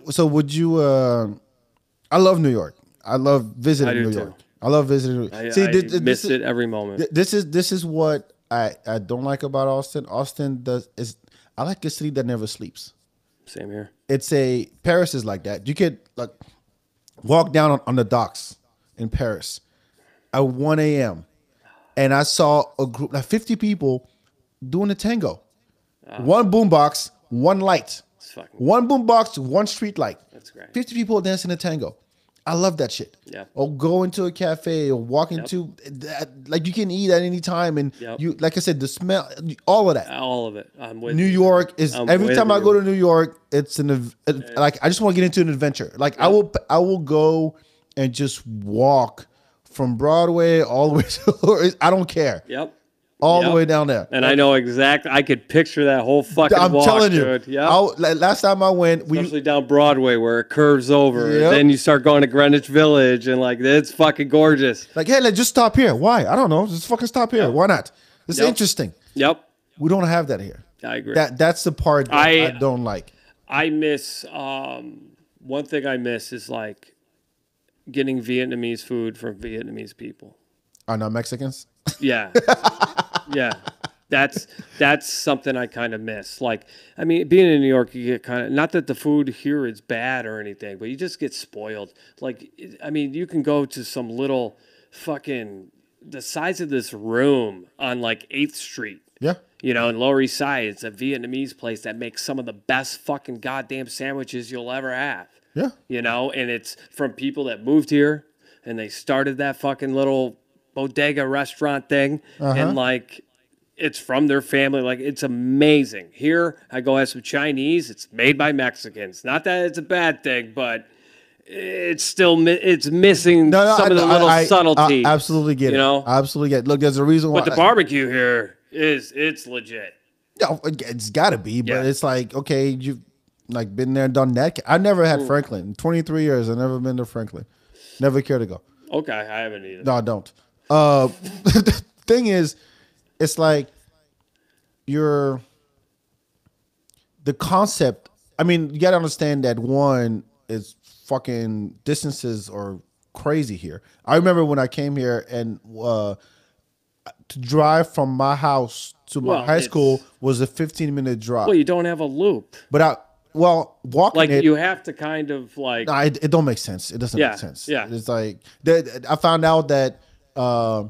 If the street, like the highway, whatever, is odd, then it's north south. Correct. But if it's correct east west, is even. Yeah. Something like that. And then all around the country, interstates that go east and west are even numbers. I didn't know that till years in. Yeah. I had no idea. And up and down. And then everything is the grid. Yeah. And there's a reason why in Europe streets have names, not numbers.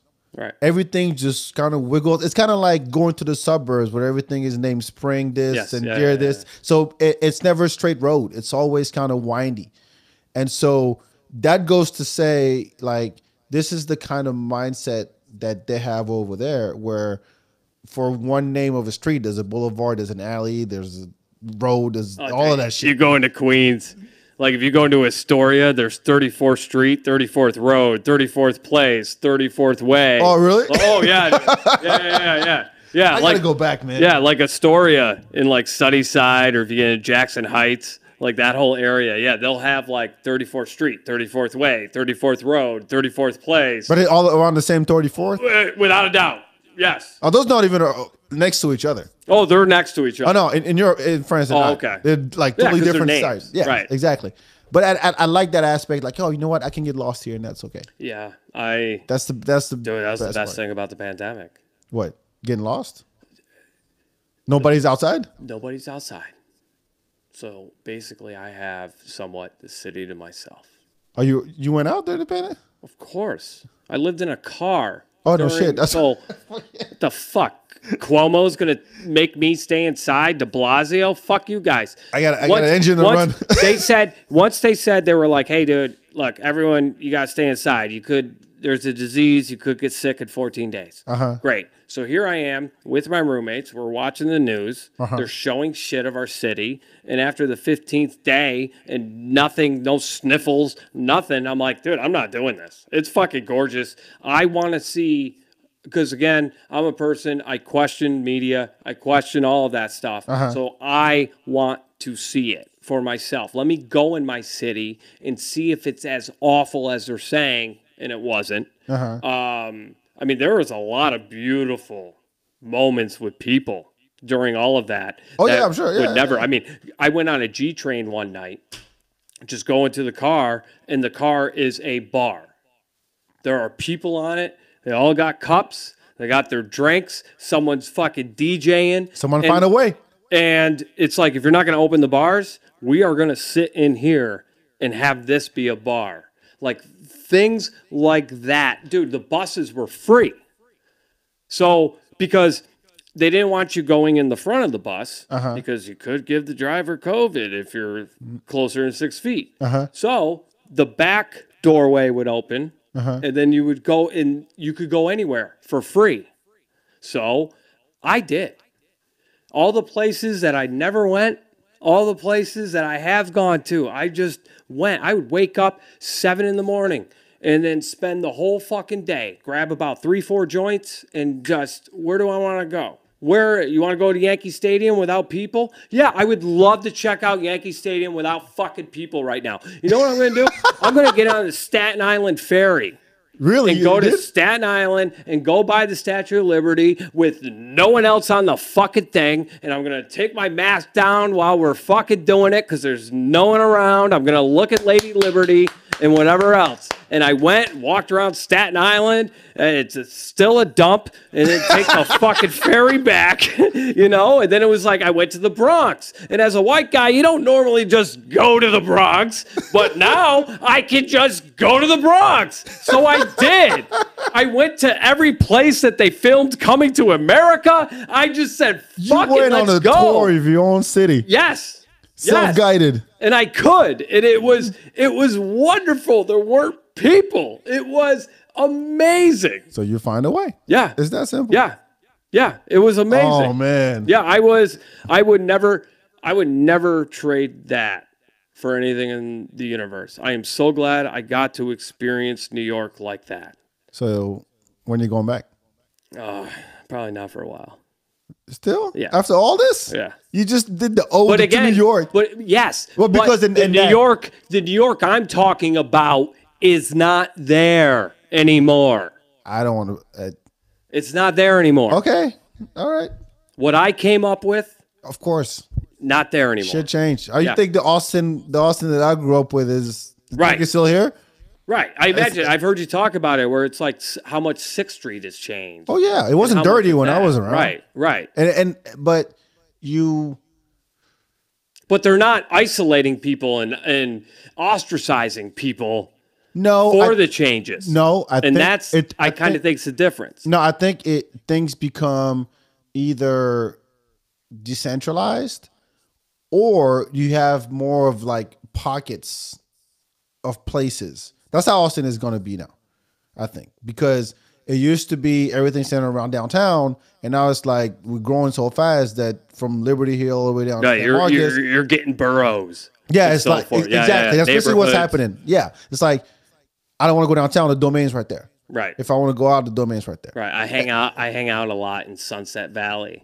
Oh, there you go. Right. Yeah. And that's like a neighborhood of Austin. That's a thing. Right. Right. Yeah. People say downtown Pflugerville, and I never thought in a million years that I would say downtown Pflugerville. Yeah. And downtown Round Rock, which has. Well, that's also for me personally. That's just like the New York in me, where it's like you got your Queens or you got your Brooklyn, but then on top of it, you got your like Bushwicks and you got your Fort Hamiltons and like Sheepheads Bay and everything else. So it's like when you come here, it's at least for me as a New Yorker. Mm-hmm. Yeah, I don't know if I would say downtown Pflugerville, but I would definitely be like Johnson City. Like I'd be paying attention to the little neighborhoods. Like I see on maps now, even since I've been here, I've noticed on my like iPhone map thing, neighborhoods are popping up more.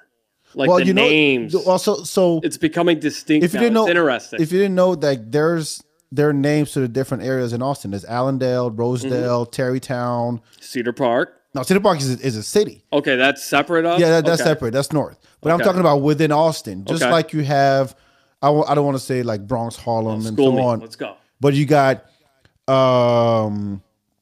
Bolden. Okay. Bolden, which is like south of the river, like 704. Right. You have Tarrytown, which is right north of downtown. Okay. Then you go up Lamar. You have Rosedale, Brentwood, Rosedale, Brentwood, Allendale, Hyde Park, which is north. This is like if you take north of campus, all the way to 45th Street. 45th Street. Yes, that's Hyde Park. Okay. So you had all these pockets already, but they were just known as neighborhoods. There was nothing really going on there that people gravitate towards. Yeah. Now they're like, oh, that's all considered downtown. So we're gonna take.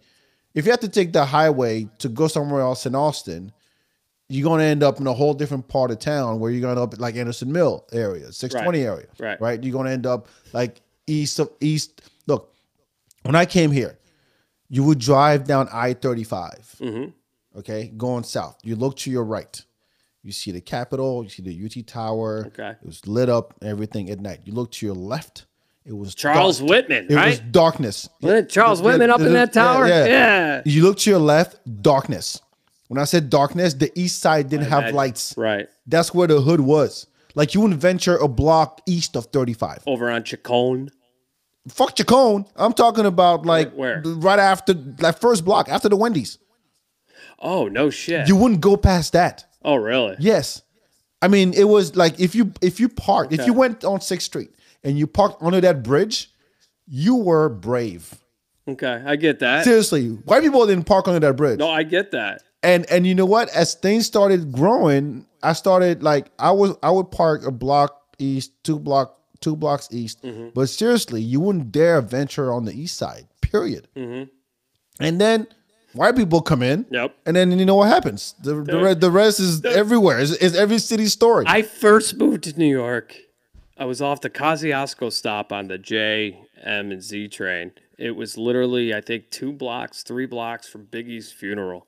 I was token in that neighborhood. How does that feel? Oh, it was amazing. I was sitting on stoops the whole nine, and then all of a sudden these long-haired fucking white guy hipsters started coming.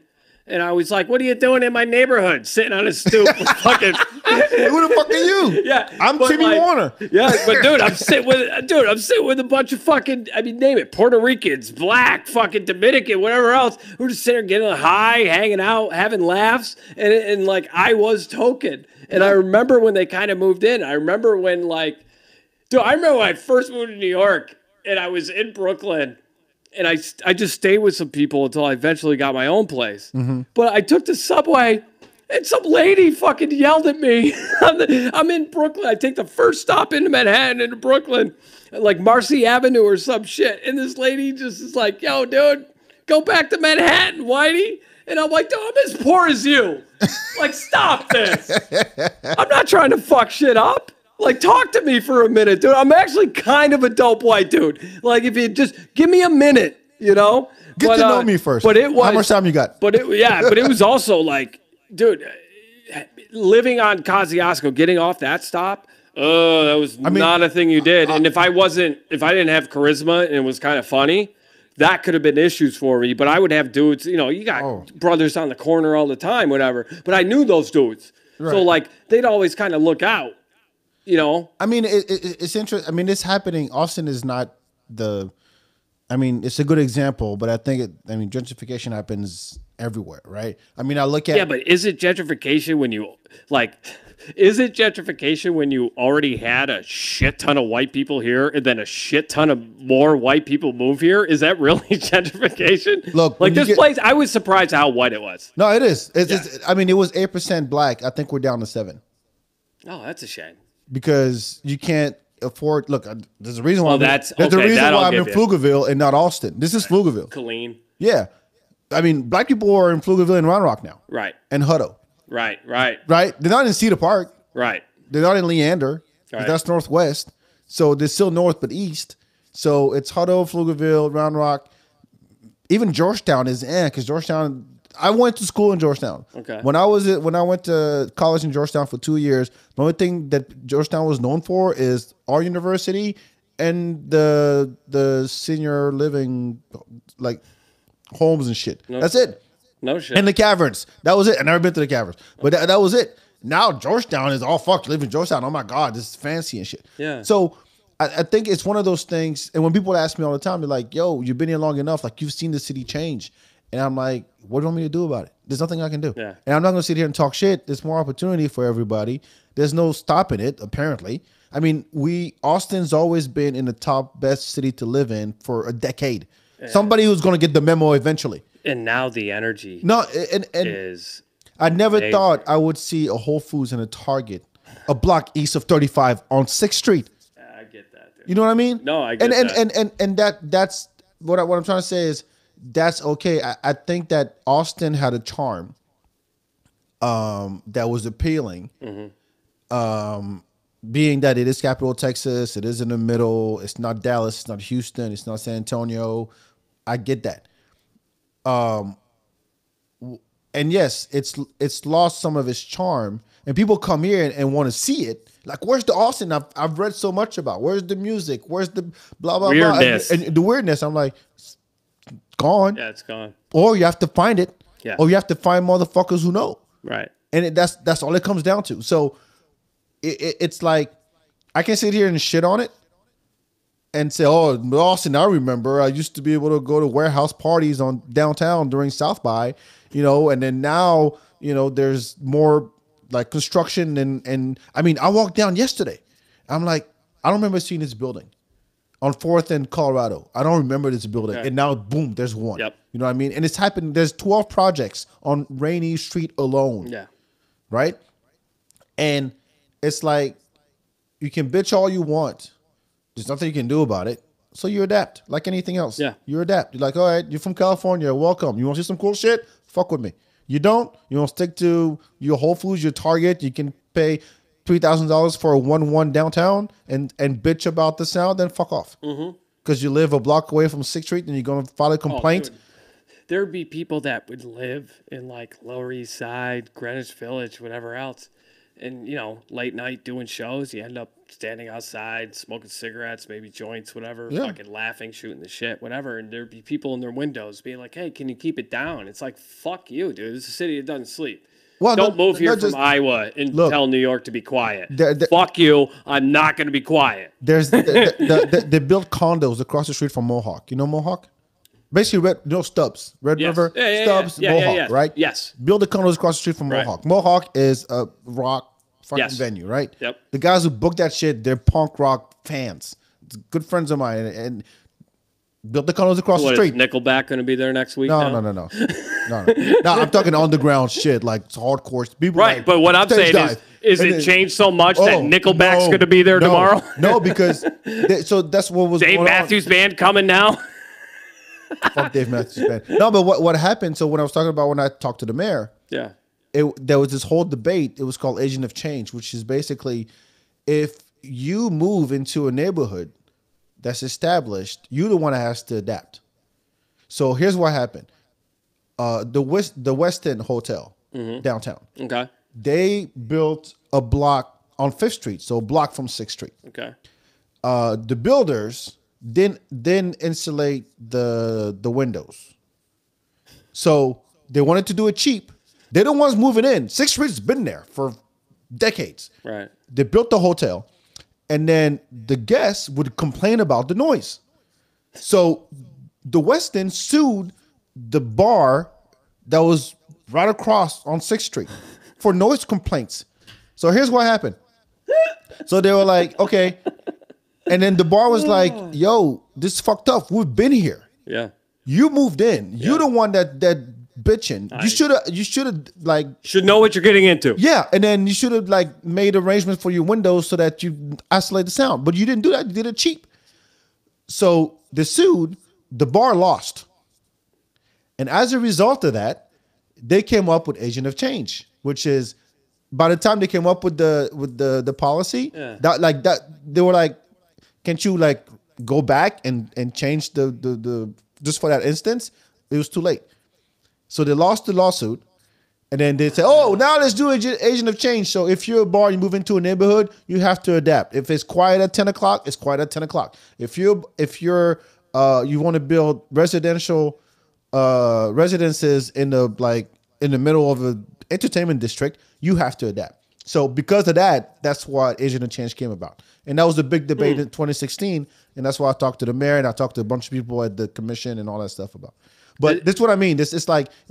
Austin was never meant to be a big city. Right. Oh, you could tell. They blocked every single infrastructure upgrade since the 70s. They were like, no, we don't want to become Dallas. This is Austin. Okay. And then people started moving here like, oh, fuck, we gotta build shit. Overpass, bike lanes, fucking more roads. Let's do more exits. Let's add. And now here comes Google and Oracle and Tesla. There's a project. On. It's been on the table for years. It's the downtown part of I-35 is one of the most congested in the country. Yep. You've heard that? Yep. They've been plans to redo that. So they built 130, which is the highway that goes from Georgetown and around Austin all the way to Buda, so that trucks would go that way and not, get on 35. Right. Nobody takes that fucking highway. Yep. And it's literally 5 minutes away from my house. So now, we're going to redo I-35. I-35 has been in construction since I've been here, if not way before that. It's never done. Dallas to Austin, it's always in construction. It's never stopping. No, I'm serious. And so now they're going to 23 years. No, it's more than that. 24. More. No, I mean this started before I got here. Okay. And but it's at least it's at least 24 years, quarter of a century, pretty much, at least. Always in construction. And now they're like, oh, we're going to build like a park that goes over 6th Street, and then the cars will go on the tunnel underneath. I'm like, how are you gonna? And then what? How long is that gonna take? How much money is that gonna take? And then how are you gonna redirect? That's not gonna work. So now we're going to raise. We have a loop, kind of. No, you don't. It's called Loop 1, but it goes north. Yeah, stupid. It's not a loop. No, it's a loop. No, it doesn't make sense. Our street, our highways have 3 different names. There's 290. There's Ben White. There's 71, Texas Highway, 71, 360 Capital Texas Highway. So 71 is 71 Ben White. Yes. And 290 all at once. Like one. That's how I go to Sunset Valley. That's what I'm saying. Yeah. So now they're just playing catch up at this point because they don't have a choice. No, they don't. I think this population. But there's no stopping it. I think this population has doubled in the last 3 years. 2 million. We hit 2 million a couple of years ago, and that's like Georgetown all the way to San Marcos, I think. Yeah. So that's double though. Probably because you guys I think you weren't even at 1 million. It was like 900 plus thousand. There was nothing between here and Georgetown. Was nothing. Yeah. And we were getting people at a rate of I think 120 people move to Austin every day. For like maybe 20 people leaving or something. Hey, may I ask you this? Right. So since we're doing this, whatever, and you've been here for a while, I would like to actually ask you. A tour? No, not a tour. No, you're actually kind of already giving me one in a way. But like, how do you feel about the whole influx and like not? I guess maybe more on the comedic side, but like you do have the tech coming here. Like I find this so fascinating that now this place is such a hub for things. I mean, you literally have the modern day Johnny Carson here, which is Rogan. Right. And then now you've got, I don't know if he's a freedom fighter or a data miner. I'm a little confused on Elon. Okay. But you have that in Tesla. And like, this is kind of a hub. Yeah. I mean, Taylor, I think Samsung has like this processing plant. Samsung is right here. Right. Dell's right here. Okay. I mean, Dell's been here. Dell's from here. Oracle came here. Oracle's been here for a while too. Okay. Whole Foods started here. Okay. Let's see. Facebook is here. Microsoft is here. IBM is here. That's why I'm here. How do you feel about that influx when it comes to this city? It's the tech side? Or even just all of it. Like even because there's also been, I mean, in a way, this tech thing has also been entertainment. Yeah. You know what I mean? So it's like, can we try to include all of that in a way? I think that down the road, what's going to happen is that because first of all, geographically, it's a great position to be in, where Austin is as compared to LA, right? Or even New York. It's in the middle. I'm not against that. Yeah. So a flight to New York is what, 5 hours? Something like that. Yeah. LA probably the same thing the other way. Give or take. Yeah. So from a location standpoint, Austin is perfect. But I think that slowly the quote unquote industry is going to move here because we're growing so fast. I mean, there is an office that's not part of the Austin government. That's their job. Their only job is to bring conventions to Austin. They get their money from the hotel occupancy tax. Oh, wow. Okay. So they go to Pecan Festival. Here we go. No. I'm not even that. I'm talking about like, hey, you're AT&T, which we have AT&T already, or some like security company or whatever. Like, hey, we need you to come to Austin to have your yearly convention that draws in like 500 people, right? And we need to fill in this. That's why there's so many hotels downtown now. That wasn't the case before. So that's their job. So I think that it's gonna eventually, the same way that Atlanta has become like when it comes to like making movies. Yeah, it is kind of like an East Coast Hollywood. Pretty much, yes. Yeah. So it's slowly gonna come here. What was in LA is slowly gonna come here. It's gonna happen. I don't. Maybe not as quickly as I think, because here's why. Yeah. Because the gatekeepers in Austin, for the most part, are local. Yes. Like they were able to capitalize on this influx. And like, hey, we run shit a certain way here. Okay. We don't need corporation to run shit. Like we've been here. We know how this city operates. Right. So we're going to keep it that way. So if you want to come here, you got to go through us first, right? Same with comedy. So the fact that Cap City was always the gatekeeper for years, right? It's gone. It's coming back. But since then, it's been decentralized. Everybody's doing something. Rogan, Creek, every comic is doing shows at breweries, right? All, from like fucking Temple all the way to San Marcos. Yep. So, and now what's going to, Just for Laughs is here because the Moon Tower. Right? Yeah. Fucking Helium is here because of Cap City. And you're like... And one of the best clubs nationwide, Helium. There's like maybe 10, 12 of them. Dude, I have never heard a comic, audience, or staff say a bad thing. But what I'm saying is, down the road, what's going to happen... Now, Netflix just had this huge festival in L.A. What's stopping them from going, hey, let's do a Netflix thing in Austin? And then... shows are going to be produced here. You know, the thing about LA that's always been kind of toxic was that the industry is there. Like you go there for the industry, for the TV, for the movies. Well, I don't like how and all that. Exactly. New York was also that way, but not on the same scale because New York like kept its grit. Yeah. Right. But I think that because of the position that Austin has, it's slowly going to trickle in eventually. When I had the people from Moon Tower on before, like a couple months ago or last month, and I was like, so what's the next step? Because you went from 4 days to 10 days because of Just for Laughs. And they told me point blank, hey, we want to have TV come here. We want to have movies come here, which is, from a business standpoint, makes perfect sense, right?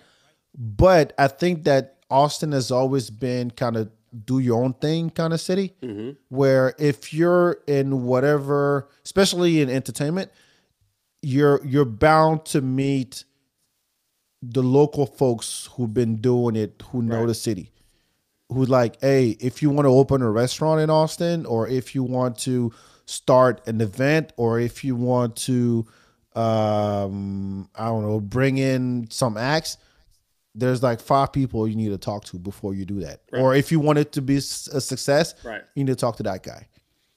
You know what I mean? It's there. We have these like pillars, if you will, that know the scene enough, that been around. Thank God they haven't left. Yeah. You know, given what's going on. Certainly. Yeah. And so it's gonna have to be. I hope that the outside force is not going to come in and just take over shit because they're still here. Right. That's what gives me some, solace. Some comfort. Yeah, some solace about the whole movie. Interesting. Does that make interesting. Yeah, no, it does. It does. I was just curious. Because like, I'm just very surprised at how much I actually like. I love being in Austin, Texas. Oh, you're welcome. I'm not the mayor, but welcome. No, but I'm surprised how much of a big fan I am. Same here. The politeness. I mean, granted, you get a Southern drawl, and they're like, "Go fuck yourself." That's way more polite than someone telling me to go fuck myself in New York. Yeah. But it's like the politeness here it's just so wonderful, and the weather I love. And again, the nature and the city. Dude, I'm such a fan. I am. I'm glad. Yeah. I'm glad. I mean, yeah, I wish it was a little bit more weird. Like I thought it was weird that when I came here, people were like, "You were weird," and I'm like, "Wait a minute, no. Look, I'm supposed to." we had a guy when people say Austin is weird. We had like a mascot.